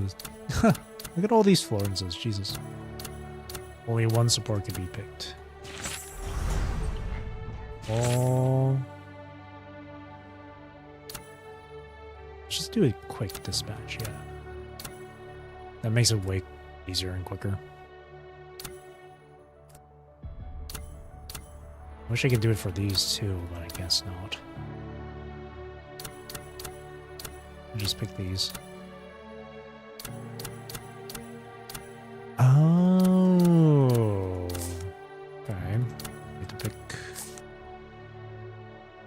character EXP. Weapon EXP. A gift certificate. Okay, amongst all these characters. Oh, Ching is shown on there. Look at that. Playable. She gonna be playable. Unless she already is playable.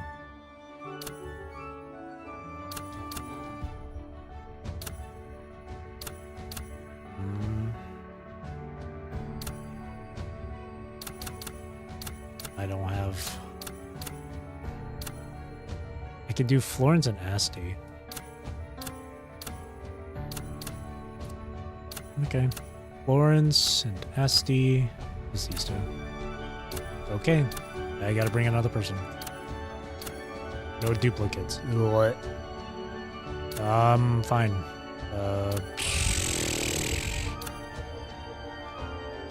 Usha. Reliable friend.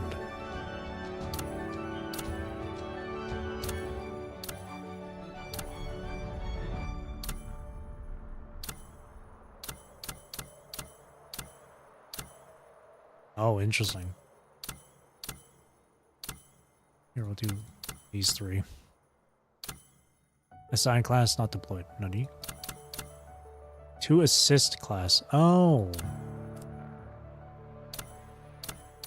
Oh, well, they're being dispatched right now, so I can't use that. Chest. Just pick whoever.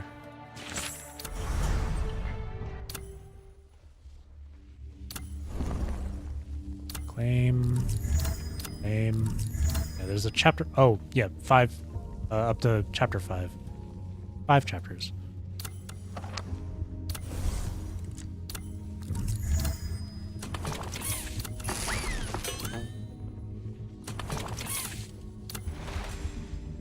Echoes of pages. Multiverse of time.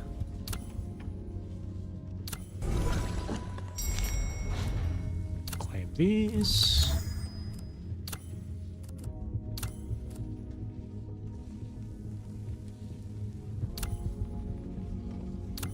Okay.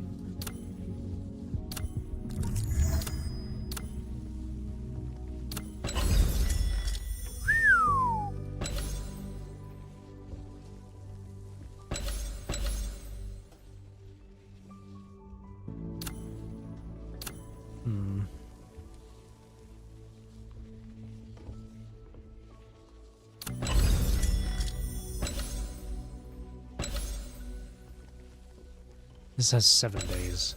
This one has 5 days. I do want Florence's weapon, though. I'll pull for her weapon. Gold! Just kidding. You got Nana's weapon.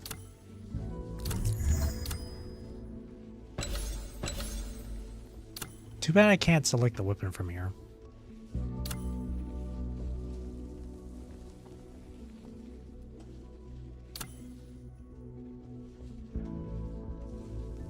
I think for now...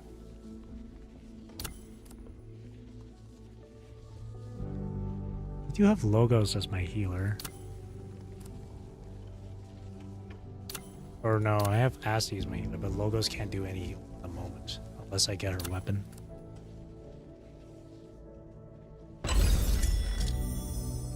I mean, I can go for it.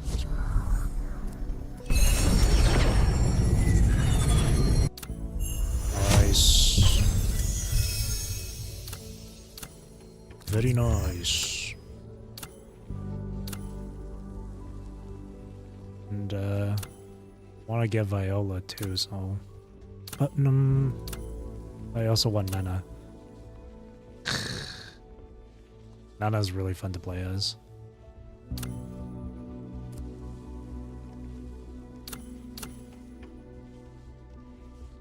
I will go for Viola's weapon.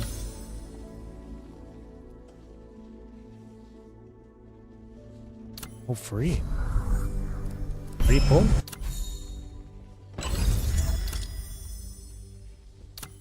Let's see if I can get a character here.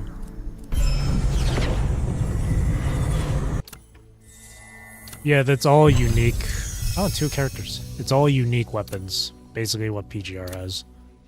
They're all unique weapons.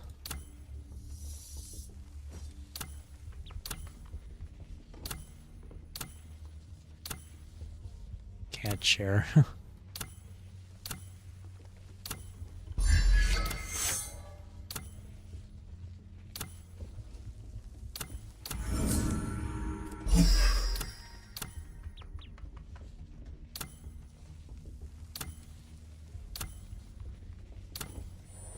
Ming, Synchro AoE, debuff and skill Azzy.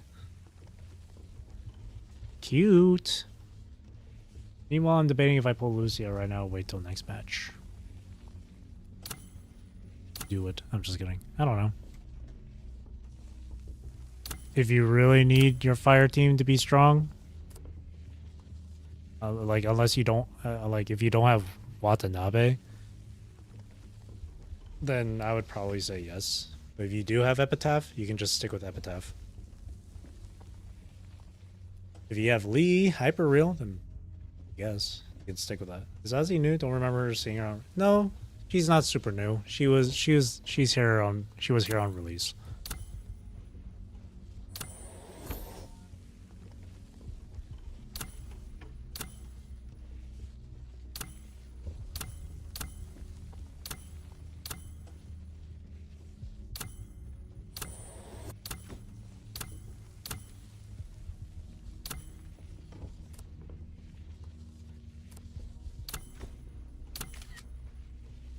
Any of these guys have new weapons for them? Oh, right, you. Swap. You. Cool. Have no one for fire team. Then I would probably, if you really, really want your fire team to be good, then I would probably go for Pyro.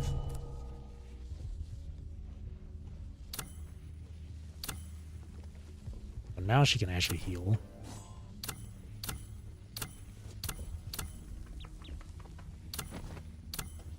Anyone else got any new weapons to use? I don't think so.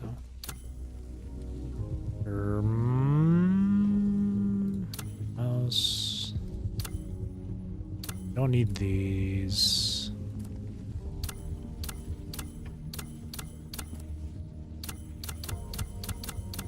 Just get rid of all these.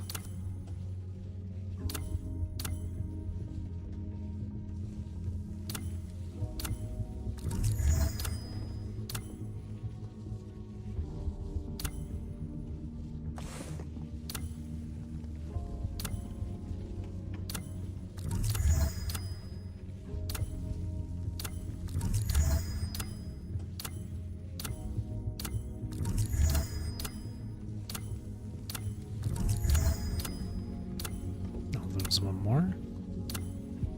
Communicator. Field Commander.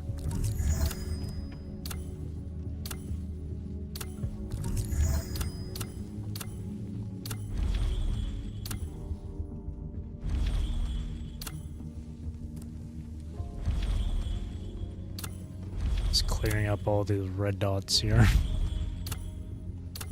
There we go.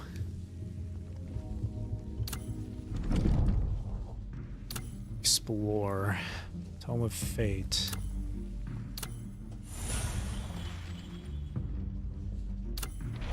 Where's Sean's story?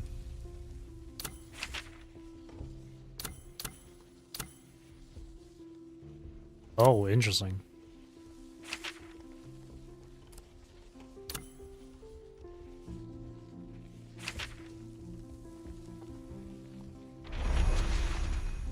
Huh.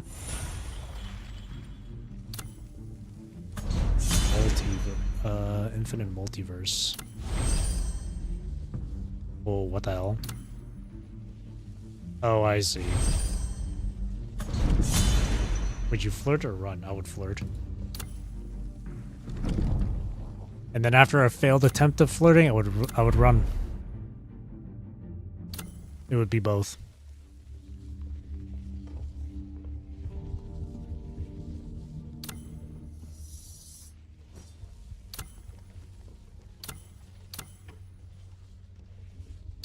I need to get these skills.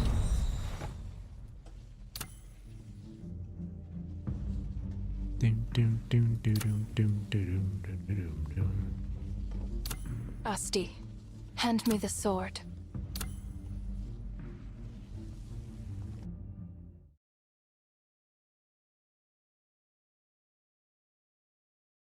Clear this and then sweep. And then I'll probably call it. Let's go. The road is long, and we can't afford to stop.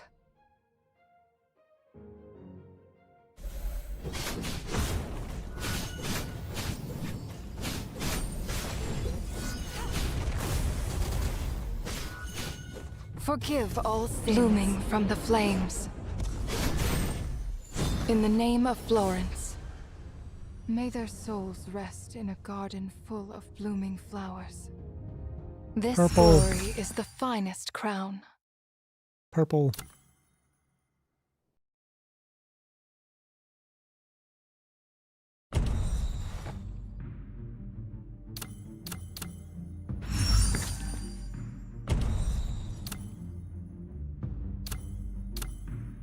Man, getting these skill materials can take a bit, huh?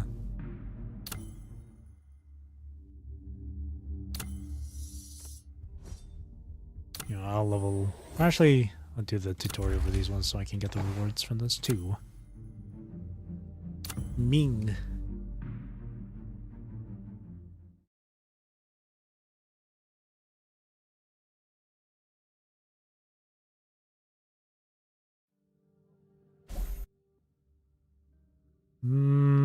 Disperse. Connected. And then it connects those two. Transmit damage, mutually transmit damage. That's interesting.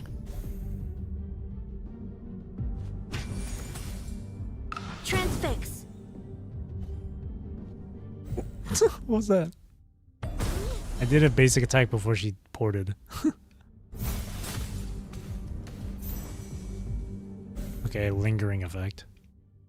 Under the bright light, none can be hidden.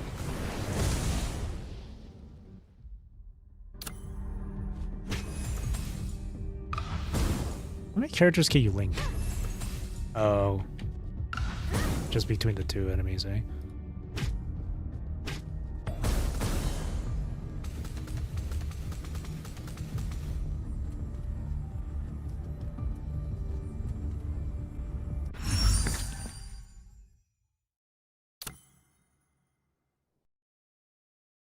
He hella went crazy with the spins. She went ooh-ee-ah-ee on my ass. Ooh-ee-ah-ee. Ooh-ee-ah-ee. Ozzy. I like Ozzy's design. It's very punk. Going toward the firepower value. Release drones to move slowly.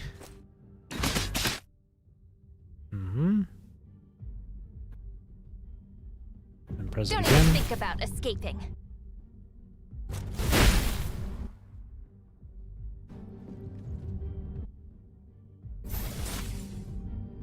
Press the fire remains active. Override. God, the sound effects are loud as heck. Oh, I can't change it. Oh no, I can. Holy sound effects, man.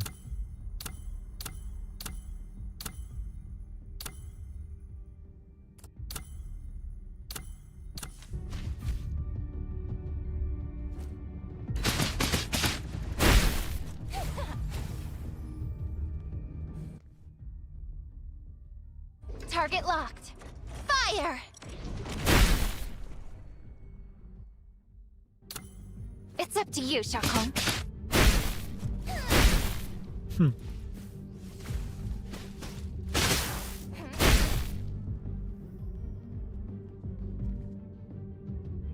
This is hyper real.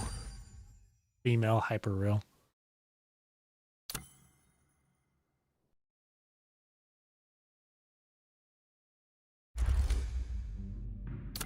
Thank you for the rewards. Here, and I'll level them up for fun. This brings back memories. Just like when my grandmother used to teach me as a child. It brings back memories of attending classes at Tongue Clan. The fact that the both of them start off with "it brings back memories" is funny. I might as well break through A that lamp out. can't light up. This brings back memories. Just like when my grandmother used to teach me as a child. It brings back memories.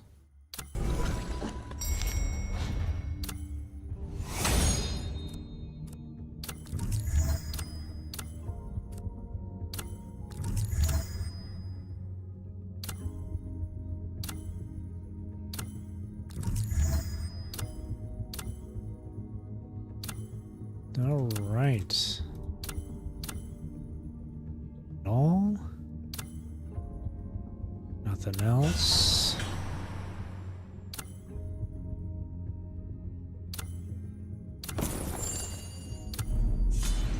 Yeah, for now, it's good. Alrighty. Chapter 3 was pretty good.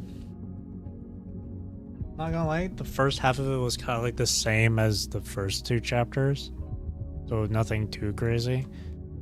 But I think it was when, around when we were playing as Nana, that things started to get really, really good.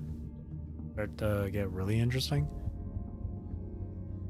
And then when we, like, carried Zero and all that stuff, from there until the end was really good. I enjoyed it. That wasn't bad. That wasn't bad. If the first 2 chapters, in my opinion, were like a 6 out of 10, this chapter was probably like a good 7, maybe 8 even.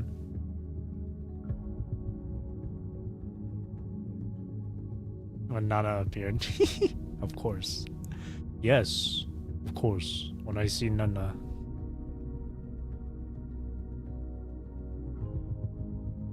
But for real though, around the part where you get to play as Nana and you're doing the whole thing with the brute force method and stuff, that's when it started to go up a bit more. But then the little moment you had with Zero and then you're going after a 10 and stuff, that's when things got super, super good. Especially when you were trying to chase after a 10. The whole different time stuff layering on top of each other and whatnot. That when the books were arranged in Morse code, it was you that did it from the future. Of course, time travel. Some time travel shiz. That was cool. This next chapter, though. What is it? Eternal Summer Without Harvest. Summer. We're getting a beach episode? I'm just kidding. It looks like it's going to take place in Jian. That's going to be interesting. I forgot there's side stories too. We got one for Enki and Ninsar, and then Nana.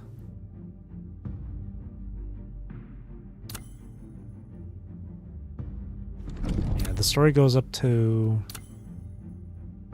chapter 5, it looks like. This the Library of Bagel. I like bagels. But yeah, that wasn't bad. I'm slowly starting to get into this now. It's just slowly. I'll see how chapter 4 goes for me.